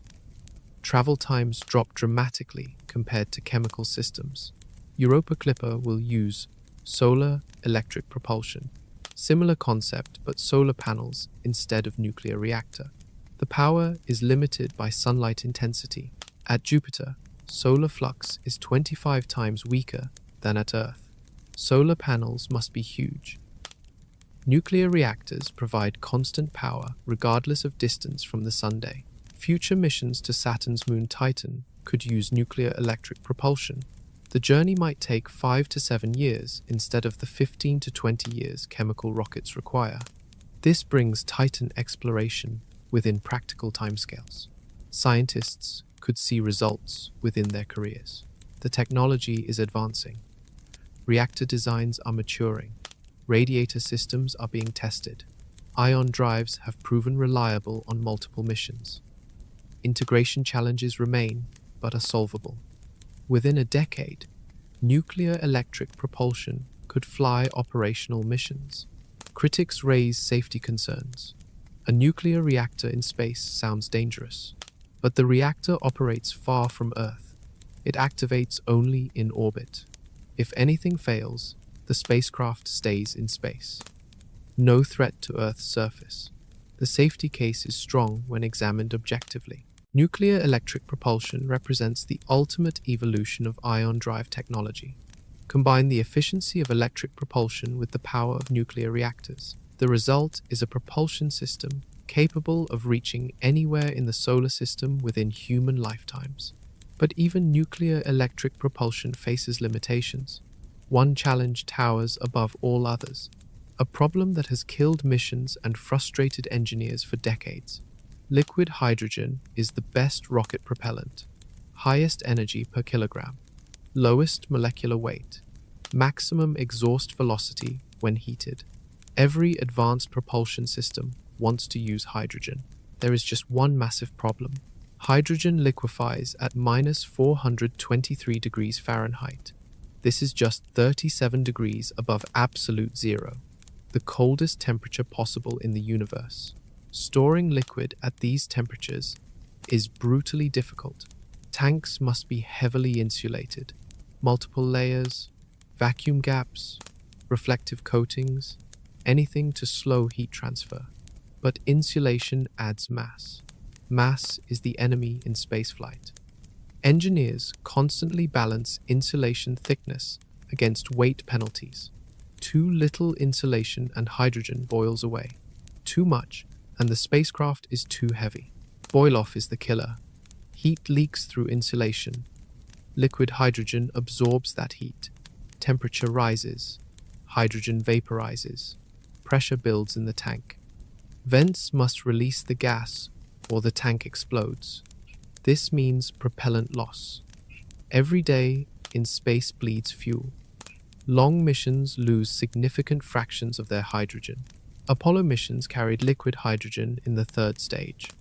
The missions were short, days to the moon. Boil-off was acceptable. Mars missions take months. Storing hydrogen for 7 months means massive losses. Nuclear thermal rockets need hydrogen for propulsion. Losing fuel to boil-off makes missions impractical. Engineers have tried many solutions. Active cooling uses refrigeration systems. This keeps hydrogen liquid indefinitely. But refrigerators need power. They need radiators. They add complexity. If the refrigeration fails, propellant boils away rapidly. Single points of failure are unacceptable for deep space missions. Zero boil-off storage is the holy grail. Capture evaporated hydrogen. Compress it. Reliquefy it. Return it to the tank. This requires compressors, heat exchangers, and power. The equipment is heavy, but it works. NASA has developed zero boil-off systems for future missions. They add mass, but eliminate propellant loss. This is confirmed technology under development. The nuclear thermal rocket must heat hydrogen to 4,400 degrees Fahrenheit. That is the reactor operating temperature. The temperature jump is enormous, from -420 to +4,400, over 4,800 degrees difference. Managing this gradient requires extraordinary engineering. Pumps must move liquid hydrogen from cold storage into the hot reactor.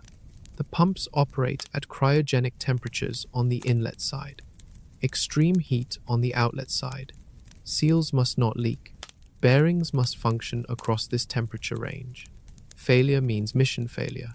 These are the hardest pumps ever designed. Alternative propellants exist. Methane liquefies at -260 degrees, much warmer than hydrogen, easier to store. SpaceX Starship uses methane for exactly this reason. But methane has lower performance than hydrogen. Exhaust velocity is lower. Missions take longer or require more fuel. Ammonia is another option. It liquefies at -28 degrees, almost room temperature compared to hydrogen. Storage is trivial, but ammonia is toxic. If it leaks into crew areas, astronauts die. The safety concerns are severe. Performance is worse than methane. For nuclear thermal propulsion, hydrogen is essentially mandatory. The propulsion system is designed around hydrogen's properties. Using alternatives means accepting major performance losses. Engineers must solve the storage problem or abandon nuclear thermal rockets. Testing is ongoing. NASA is building prototype storage systems, simulating deep space conditions, measuring boil-off rates, validating insulation designs. The data will inform operational spacecraft. This work is tedious but essential. No Mars mission flies without reliable hydrogen storage. The Draco test will use liquid hydrogen. The demonstration will validate storage systems for orbital operations, show that hydrogen can be stored and used in space, prove the engineering works, build confidence for crewed missions. Long-duration storage remains uncertain, months at a time. Deep space temperatures, solar heating. These conditions stress systems in ways ground tests cannot fully replicate. Flight experience is necessary. Draco provides that experience. If hydrogen storage proves impractical, nuclear thermal propulsion might use other propellants despite performance losses. Methane nuclear thermal rockets are possible. Thrust is lower. Efficiency decreases. But missions remain viable. Engineers will adapt to whatever constraints exist. The temperature challenge is not insurmountable. It is just difficult. Every difficult problem in spaceflight has been solved eventually. Hydrogen storage will be solved. The question is when. and whether the solution arrives in time for first-generation Mars missions. But even if we solve hydrogen storage and perfect nuclear propulsion, there is a fantasy some people cherish, a dream of speed beyond anything realistic. What if we could travel at light speed? What if physics allowed the impossible? Light travels at 186,000 miles per second. Nothing moves faster. This is the universe's speed limit. Einstein proved it. Physics demands it. Light speed is the ultimate barrier. But imagine if we could match it. Mars at closest approach sits 34 million miles from Earth. At light speed, the journey takes 3 minutes. 3 minutes. Compare this to the 7 months chemical rockets require. The difference is absurd, mind-breaking. Light speed makes distances irrelevant. Signals from Mars rovers arrive 8 to 20 minutes after transmission. This delay comes from light speed. Radio waves are light. They travel at maximum velocity, yet still require minutes to cross interplanetary space. This shows how vast space truly is, even at light speed. If a spacecraft could accelerate to light speed, every planet becomes accessible. Mercury in 3 minutes, Jupiter in 35 minutes, Saturn in 70 minutes, Neptune in 4 hours, Pluto in 5.5 hours. The entire solar system shrinks to a day trip, but light speed is impossible for massive objects. Einstein's special relativity forbids it. As objects accelerate, their mass increases. Approaching light speed, mass approaches infinity. Infinite mass requires infinite energy to accelerate further. The universe does not contain infinite energy. The barrier is absolute. Even reaching 10% light sane, the politics worse. Nuclear explosions in space horrified everyone. Another idea is antimatter propulsion. When matter and antimatter meet, they annihilate completely. Energy conversion is 100% efficient. The exhaust velocity approaches light speed, but antimatter does not exist naturally. We must manufacture it using particle accelerators. Current production rates are nanograms per year.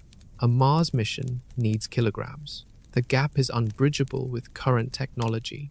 Fusion rockets offer better prospects. Fuse hydrogen into helium, release energy, heat propellant. Exhaust velocities could reach thousands of miles per second, much better than chemical or nuclear thermal. But fusion reactors do not exist yet. Not for power plants. Certainly not for spacecraft. The technology remains decades away at minimum. Some theorists propose warping spacetime. Alcubierre drives that compress space ahead and expand space behind. The spacecraft sits in a bubble. The bubble moves faster than light, but the spacecraft inside does not.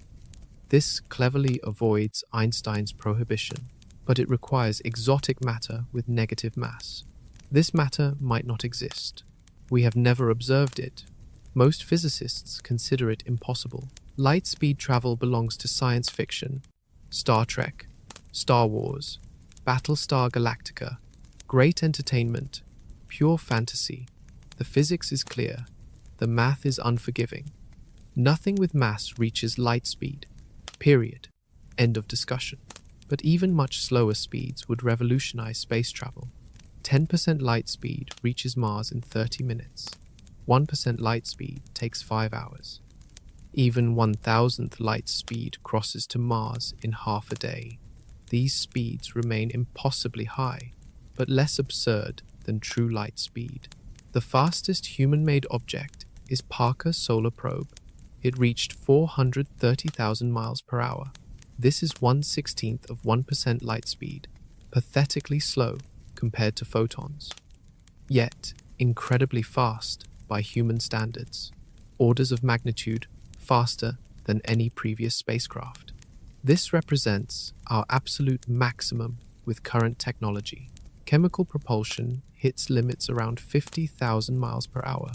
Nuclear thermal might reach 150,000.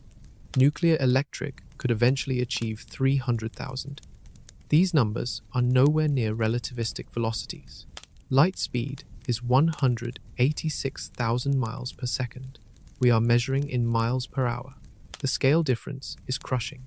Interstellar travel requires relativistic speeds. Even at light speed, the nearest star takes 4 years to reach.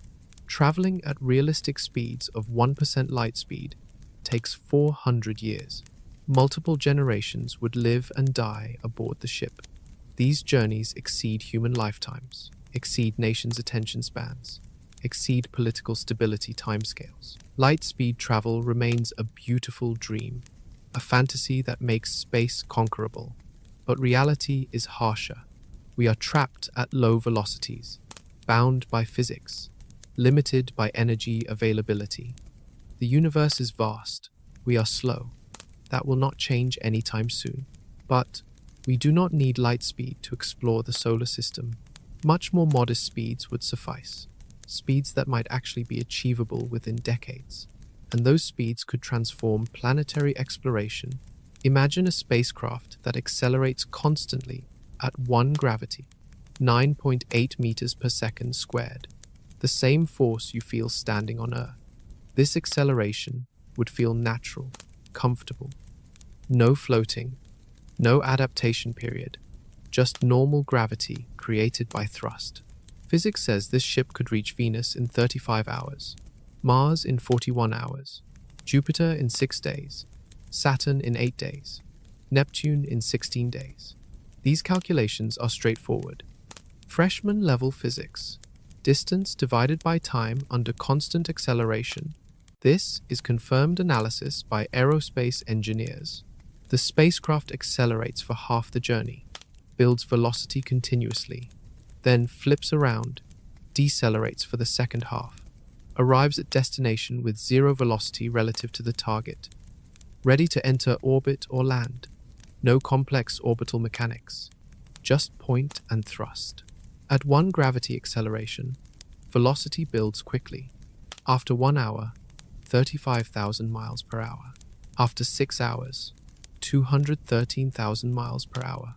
After 12 hours, 426,000 miles per hour. These speeds dwarf anything chemical rockets achieve. The spacecraft reaches velocities that make interplanetary distances irrelevant. Venus sits 38 million miles away at closest approach.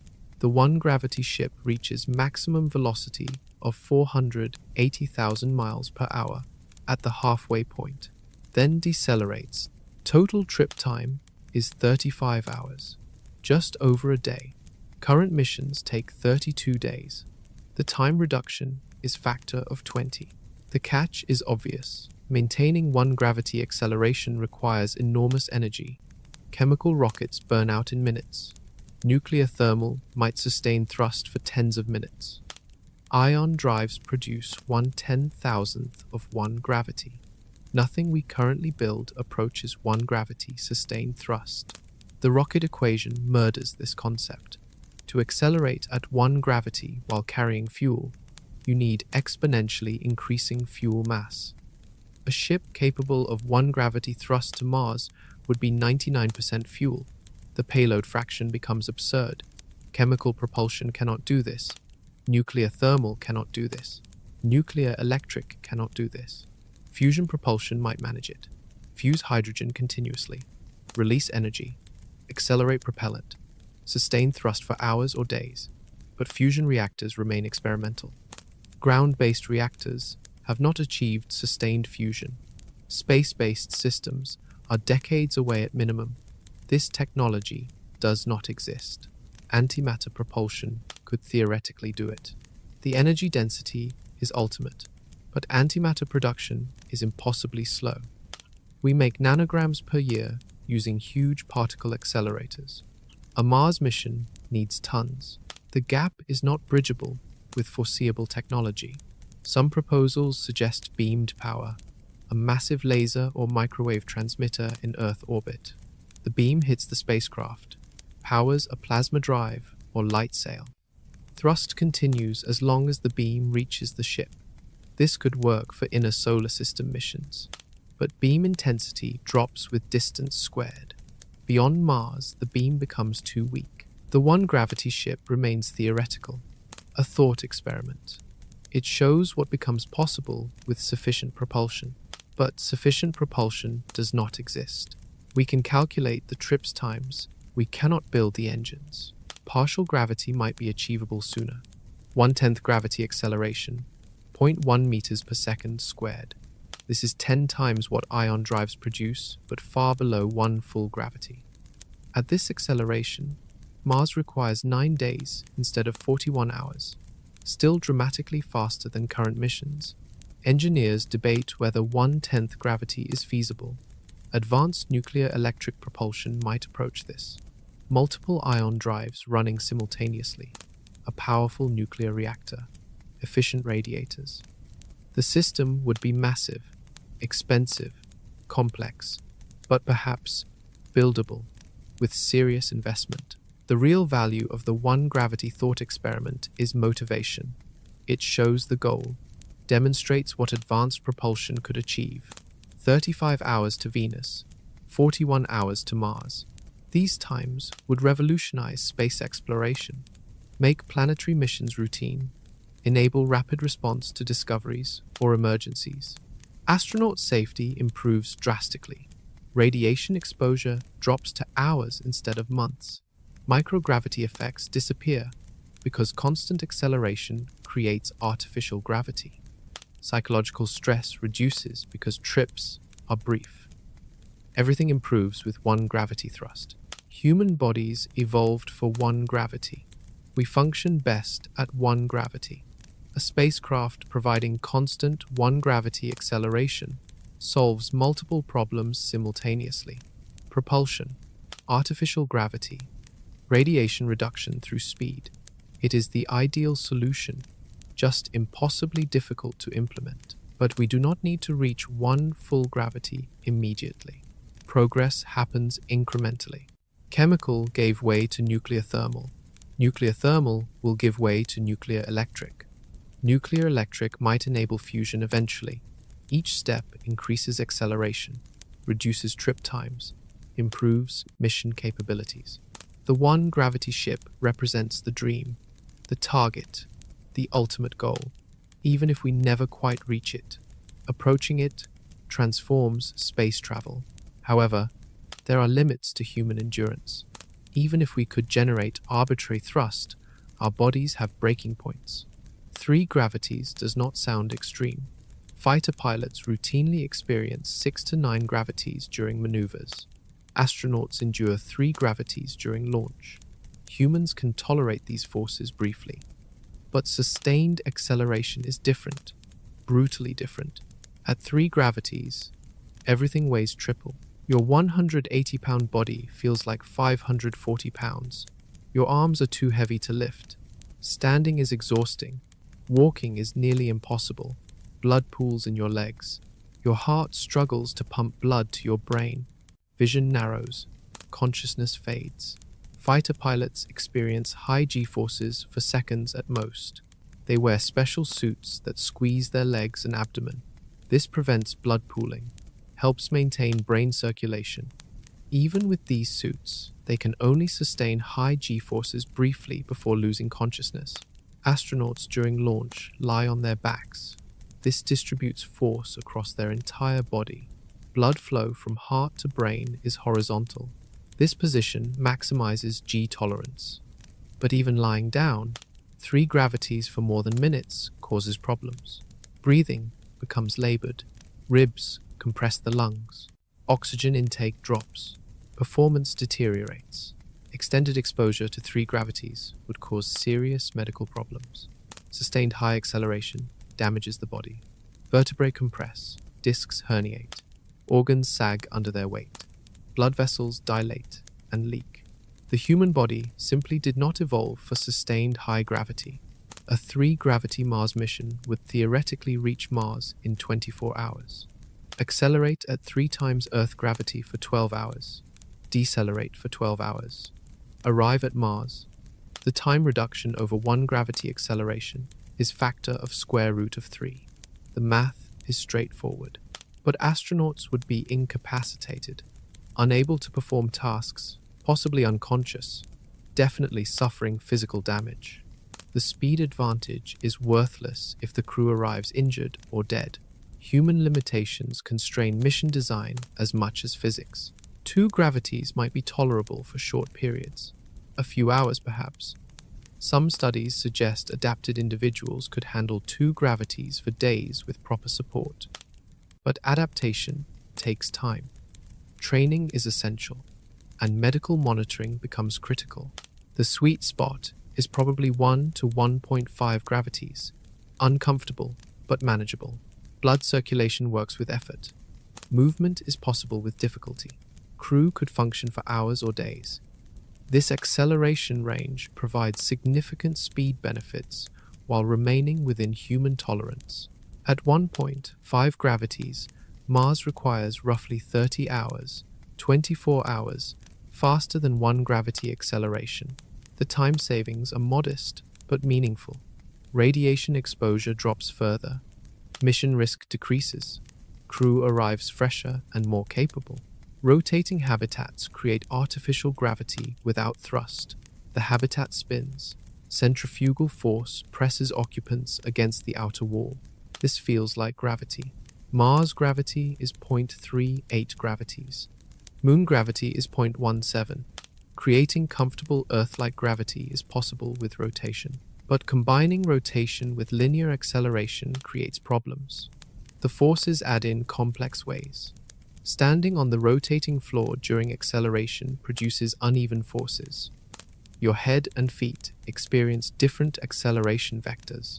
This causes disorientation, nausea, spatial confusion. Some designs propose counter-rotating sections. The habitat rotates for gravity. The drive section does not. Crew transfer between sections as needed. During high acceleration burns, everyone moves to non-rotating areas. This adds mechanical complexity. More moving parts, more things that can break. 3-gravity acceleration will likely never be used for crewed missions. The human body cannot endure it. Medical risks are too high. Even if propulsion technology eventually enables arbitrary acceleration, biology constrains actual use. Unmanned probes have no such limits. They can accelerate at hundreds of gravities if necessary. Launch interstellar probes at extreme acceleration. Electronics can handle forces that would liquefy human bodies. This creates a divergence. Robotic exploration uses maximum possible acceleration. Human exploration stays within biological limits. This divergence already exists. Spacecraft routinely pull maneuvers that would kill people.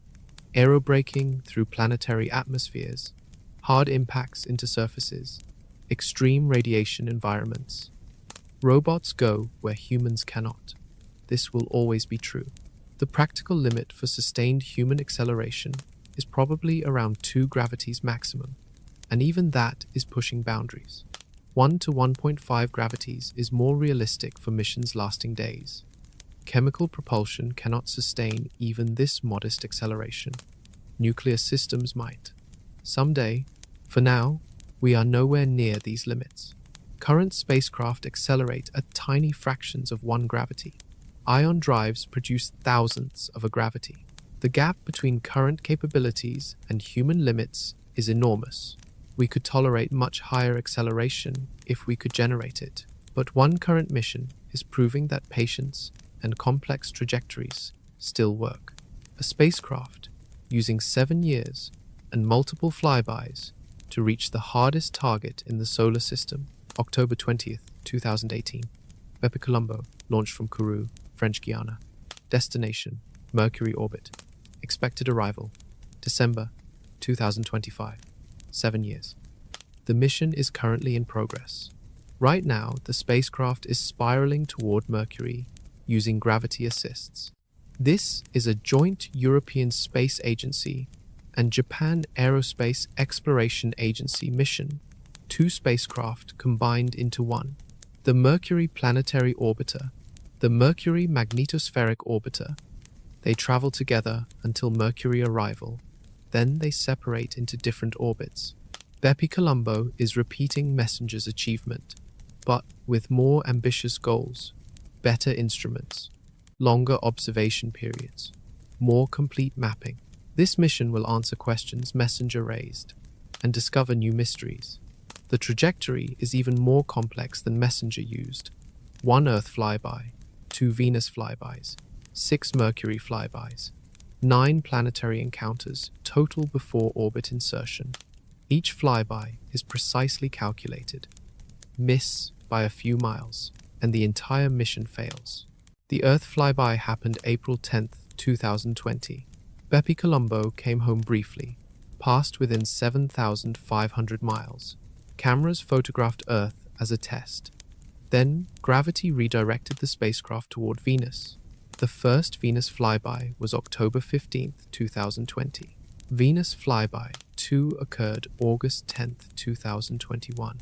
The probe skimmed past at altitude of 340 miles, lower than some Earth satellites' orbit. The close pass provided maximum gravity assist, bent the trajectory sharply inward toward Mercury. Mercury flyby 1 happened October 1, 2021. Bepi Colombo reached its target for the first time. The spacecraft could not enter orbit yet, still moving too fast. It photographed the surface, measured magnetic fields, collected data, then continued onward. Each Mercury flyby shaves velocity. The spacecraft approaches, falls toward Mercury, whips around, emerges slower than it arrived. This seems impossible, but is real physics. The spacecraft's path through Mercury's frame of reference determines whether it gains or loses velocity. Engineers exploit this to brake without burning fuel. Flyby 2 was June 23, 2022. Flyby 3 was June 20, 2023. Flyby 4 was September 5, 2024. Flyby 5 happened December 1, 2024. Each encounter photographed different regions. Scientists get preview of what awaits in orbit. The sixth and final Mercury flyby is scheduled for January 9, 2026. After this encounter, Bepi Colombo will have bled off enough velocity. The spacecraft fires its engines, enters orbit. Mission success. 7 years and 3 months after launch. The two spacecraft separate after orbit insertion. The Mercury planetary orbiter enters a polar orbit with low altitude passes, 480 to 930 miles altitude. This close orbit enables detailed surface mapping, high-resolution imaging, compositional analysis. The Mercury magnetospheric orbiter enters a higher, more elliptical orbit, 720 to 7,400 miles altitude. This orbit studies Mercury's magnetic field, its interaction with solar wind, the magnetosphere dynamics. Both spacecraft working together provide complete picture. The mission will operate for 1 Earth year, with possible extension to 2 years. Mercury years are shorter, 88 Earth days per orbit around the Sunday. So 1 Earth year equals roughly 4 Mercury years. The spacecraft will observe complete seasonal cycles. Bepi Colombo carries 11 scientific instruments on the planetary orbiter, 5 instruments on the magnetospheric orbiter, cameras, spectrometers, magnetometers, particle detectors, laser altimeter, all designed to withstand Mercury's harsh environment, the heat, the radiation, the temperature swings. Thermal management is critical. Mercury's day side reaches 800 degrees Fahrenheit. The spacecraft must not overheat. Radiators dissipate heat. Thermal blankets insulate sensitive components. Orbit is designed to keep solar panels angled to minimize heating. The mission will map Mercury's entire surface, measure elemental composition everywhere, determine crustal structure, map the magnetic field in detail, study the exosphere, monitor solar wind interactions, search for past volcanic activity, investigate the water ice deposits at the poles. One major question is Mercury's core. The planet is 80% iron by mass. The core is huge relative to planetary size. Why? How did this happen?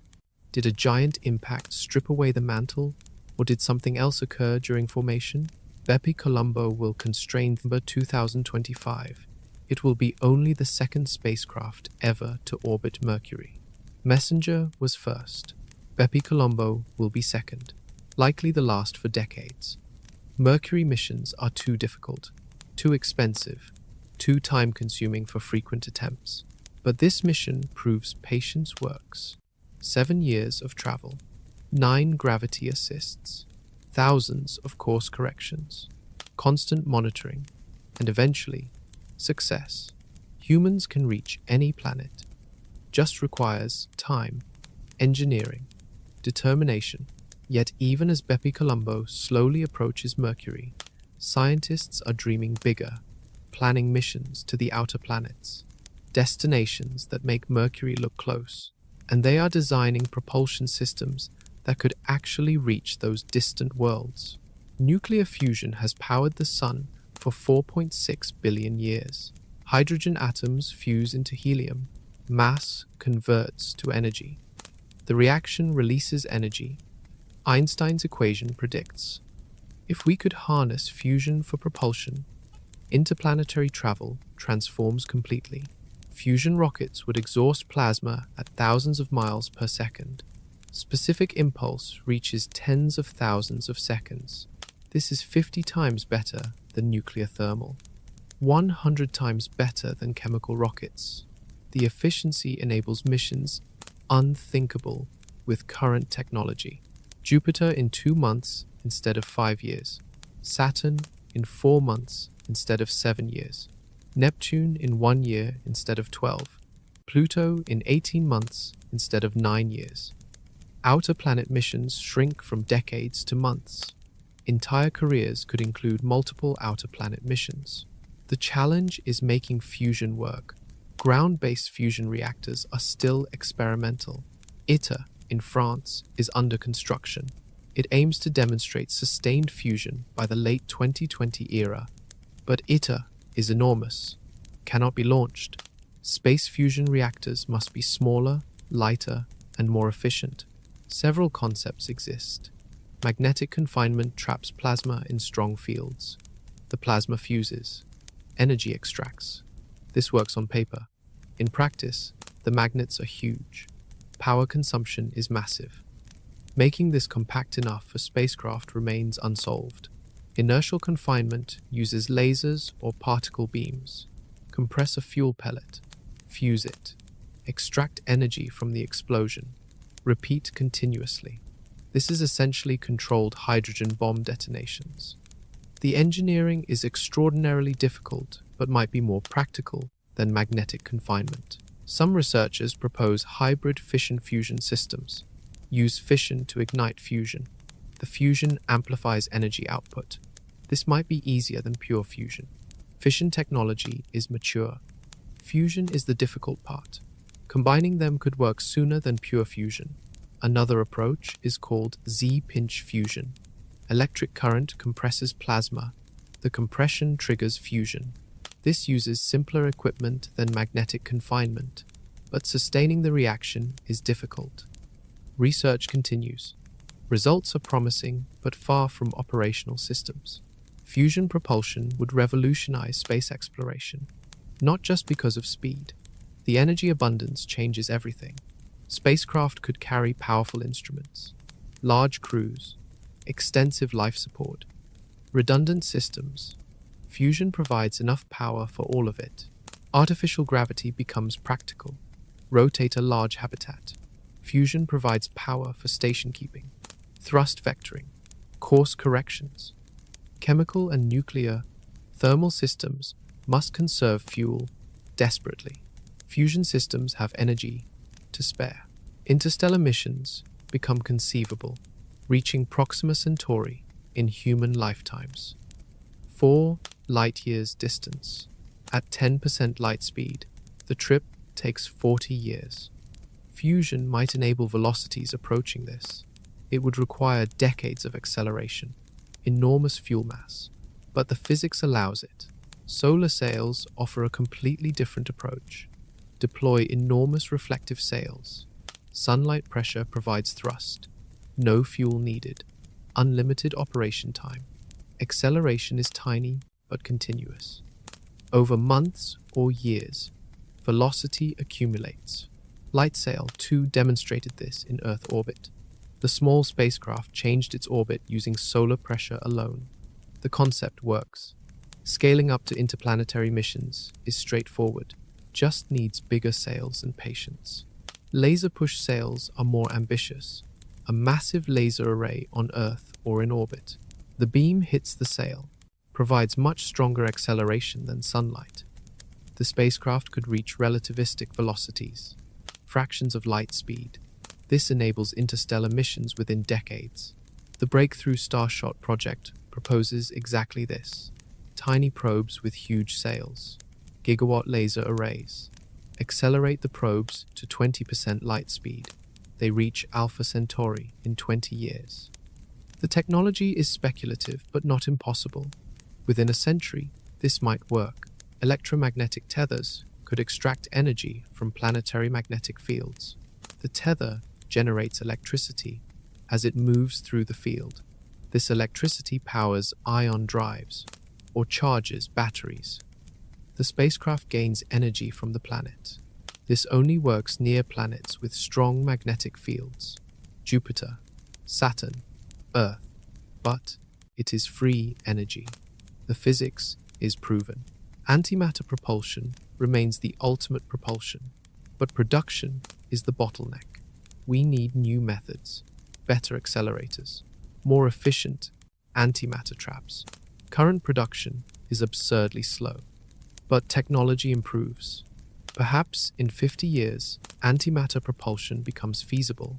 Vasima is a plasma rocket under development. Variable specific impulse magnetoplasma rocket. It uses radio waves to heat plasma. Magnetic fields accelerate the plasma out the engine. Specific impulse is adjustable, high thrust or high efficiency.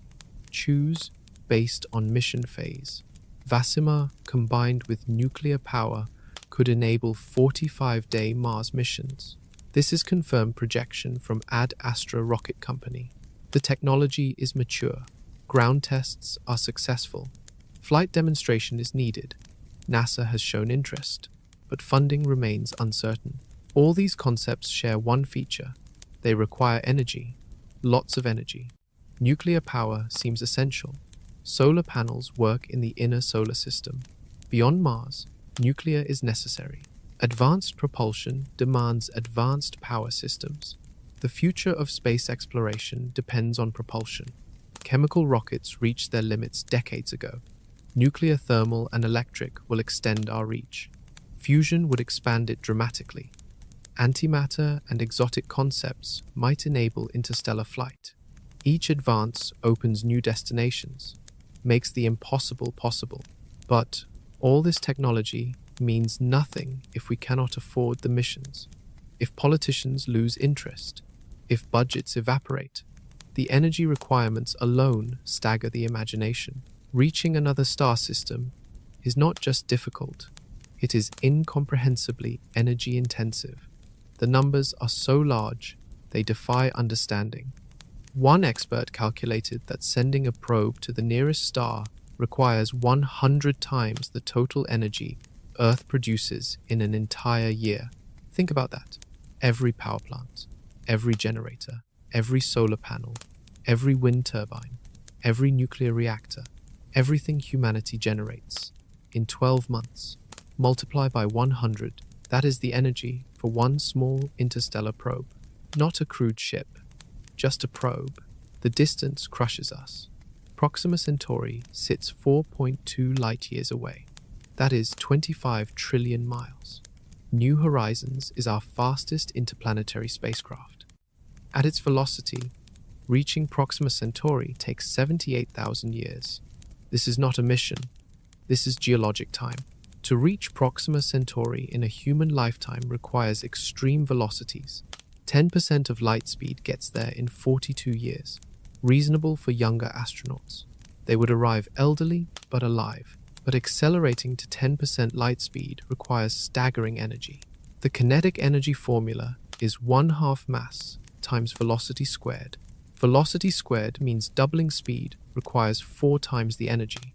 Reaching 10% light speed means the energy scales as velocity squared. The numbers become astronomical quickly. For a 1 to 1,000 kilogram probe to reach 10% light speed requires roughly 450,000 terajoules of energy. That is equivalent to 10,000 nuclear weapons, or 100 years of a large power plant's output. For a single tiny probe, a crewed spacecraft would mass far more, maybe 100,000 kilograms with crew, life support, fuel, and equipment. The energy requirement multiplies by 100. Now we need 1 million nuclear weapons worth of energy, or 10,000 years of power plant output. The scale is incomprehensible. Antimatter offers theoretical solutions. Matter-antimatter annihilation converts mass to energy with 100% efficiency. But we must manufacture the antimatter using particle accelerators. Current production is roughly 1 nanogram per year. A Mars mission needs kilograms. The gap is a factor of 1 trillion. Producing 1 kilogram of antimatter would require approximately 100 billion terawatt-hours of energy. That is roughly 100 times global annual energy production, just to manufacture the fuel, not counting the spacecraft, not counting life support, just fuel production. Some propose harvesting antimatter from space.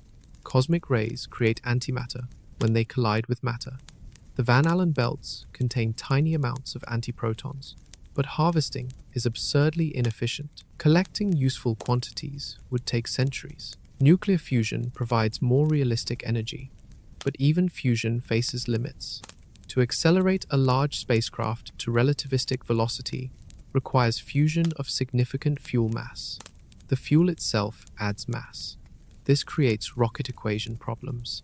Even with fusion, photon drives sidestep the mass problem. Use pure light for propulsion. Photons have no rest mass, but they carry momentum. A powerful enough laser or particle beam could accelerate a spacecraft. The spacecraft needs no fuel. All energy comes from the beam. This is the breakthrough starshot concept. Building the laser array is feasible, expensive, but not impossible. A 100 gigawatt laser system, array covering square miles, operating continuously for minutes to accelerate the probe. The technology exists. The cost is measured in tens of billions, within reach of wealthy nations or international cooperation. But laser-pushed sails only work for tiny probes. Gram-scale masses. The sail must be incredibly light. Any significant payload reduces acceleration to useless levels. This works for robotic exploration. It fails for crewed missions. Crewed interstellar travel seems impossible with any conceivable technology. The energy requirements are just too high. Generation ships that take centuries might work, but that is not really reaching another star in human lifetimes. That is sending your descendants. Some scientists argue interstellar travel will never be practical. The universe is simply too large. The energy barriers too high. Distances too vast. Humanity might explore the solar system thoroughly, but we will never leave it. This is a depressing conclusion, but might be reality. Others remain optimistic. Technology advances exponentially. What seems impossible today becomes routine tomorrow. Nuclear power was theoretical in 1900, operational by 1955. Fusion will follow the same path. Antimatter production might improve. New physics might be discovered. Wormholes, warp drives, hyperspace. These remain pure speculation. No evidence they exist. No theory that definitively allows them. But our understanding of physics is incomplete. Dark matter and dark energy dominate the universe. We do not know what they are. Maybe they enable new propulsion concepts. For now, interstellar travel remains fantasy. The energy problem is insurmountable. We can calculate what is needed. We cannot generate or control those energy levels. Perhaps we never will. Or perhaps in 1,000 years, this entire discussion will seem quaint, like medieval scholars debating whether ships could sail beyond the horizon. What we can do is explore our solar system. That goal is achievable, difficult but possible. And what we learn here prepares us for whatever comes next. if we ever find a way past the energy barrier, because ultimately, this entire discussion is not really about propulsion. It is about what these capabilities mean for our species. 7 months to Mars, 7 years to Saturn, 12 years to Neptune. These are not just numbers. They are the boundaries of human expansion, the limits that define what is possible, the constraints that shape our future. Current technology restricts us to the inner solar system. Mars is reachable, barely, with significant risk and cost. The asteroid belt is accessible. Jupiter's moons might be within reach using advanced propulsion. Beyond Saturn, human missions become impractical. The outer solar system remains robot territory. This matters because humanity needs options. Earth will not remain habitable forever. In 1 billion years, the sun will brighten enough to boil our oceans. Life on Earth ends. We must leave or die. 1 billion years sounds like forever, but evolution required 3.7 billion years to produce humans. The future might need just as long. Shorter-term threats are more pressing. Asteroid impacts, supervolcanoes, nuclear war, engineered pandemics, climate change. Any could devastate civilization. A multi-planetary species survives catastrophes. A single planet species risks extinction. The travel times to potential refuge worlds determine whether expansion is practical. Mars is the obvious first colony, close enough to resupply, similar day-night cycle, available water, potential for in-situ resource utilization, but 7-month travel times constrain development. Supplies take months to arrive. Emergencies cannot be resolved quickly. Colonists are isolated, truly alone. Nuclear propulsion cuts Mars, travel to 45 to 90 days. This changes the equation. Supplies arrive faster. Emergency evacuation becomes possible. Psychological burden decreases. Mars starts feeling like a distant territory rather than an alien world. This matters for attracting colonists. Fusion propulsion could reduce Mars trips to weeks. At that point, Mars resembles Antarctica, remote, harsh, but accessible. Research stations become permanent settlements. Industrial development becomes economic. Mars transitions from experiment to viable colony. The asteroid belt contains enormous resources: metals, water, organics. Total mass exceeds Earth's. Mining asteroids could provide materials for space-based industry. Building spacecraft in space avoids Earth's gravity well, makes exploration cheaper, more sustainable. But reaching asteroids takes time. Current missions to main belt asteroids require years. Dawn took 4 years to reach Vesta. Nuclear electric propulsion could cut this to months. This makes asteroid mining economically viable. Short travel times enable frequent cargo runs. Profitability becomes possible. Industry develops. Jupiter's moons are the next frontier. Europa has subsurface oceans, possibly life. Ganymede is the largest moon in the solar system. Callisto is heavily cratered but stable. These worlds are distant. Jupiter's radiation is deadly, but they represent enormous potential. With fusion propulsion, Jupiter missions take months. Shielded habitats on the moons could house research bases. Scientists could study Europa's ocean directly, search for life. Ganymede could become a refueling station. Callisto, a mining operation. The Jovian system becomes accessible. Saturn's moons offer unique opportunities. Titan has liquid methane lakes, thick atmosphere, organic chemistry everywhere. Enceladus has subsurface oceans venting into space. Both moons demand exploration, but Saturn is nearly 1 billion miles away. Current technology makes missions rare and expensive. Advanced propulsion extends humanity's reach to Saturn within reasonable timescales. Titan could host bases studying exotic biochemistry. Enceladus might reveal subsurface life. The possibilities are tantalizing, but only if we can get there efficiently. Beyond Saturn, human presence becomes questionable. Uranus and Neptune are so distant and cold that permanent bases seem impractical. Resources are available, but the energy cost to operate in the outer solar system is prohibitive. These worlds might remain robot domains forever.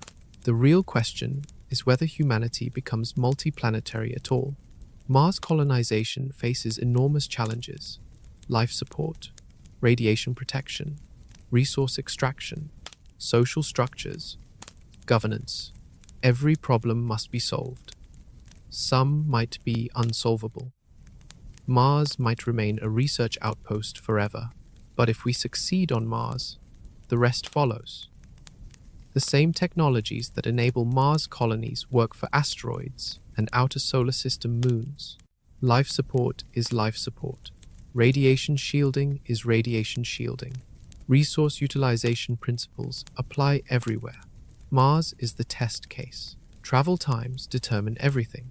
Fast travel enables commerce. Slow travel limits expansion to research bases. Nuclear propulsion is not optional if we want to expand beyond Earth. It is mandatory. Chemical rockets cannot build an interplanetary civilization. Nuclear systems might. Fusion propulsion would accelerate expansion dramatically. Outer solar system becomes accessible. Resources are unlimited. Industrial capacity could grow without theoretical limits. Humanity could become a truly spacefaring civilization, but this assumes we develop these technologies. Nuclear propulsion is starting. Fusion remains speculative. We might plateau at nuclear electric propulsion. That alone would revolutionize the inner solar system, but outer system expansion would remain limited. The decisions we make in the next few decades matter. Investing in propulsion technology today enables expansion tomorrow. Failing to invest traps us on Earth, leaves us vulnerable, limits our potential.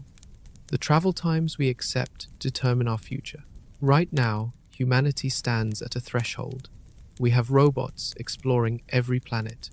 We have plans for Mars missions. We are developing nuclear propulsion.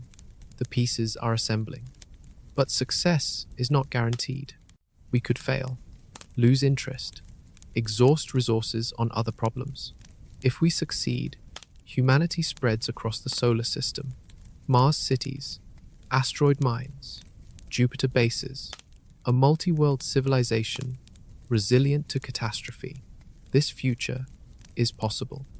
The physics allows it. The technology is developing. The question is whether we have the will. The travel times to each planet are not just statistics, they are signposts, markers showing how far we have come and how far remains. Each advance in propulsion moves those signposts closer, makes the impossible possible, turns science fiction into science fact. We know how long it takes to reach each planet. Now we must decide whether to go.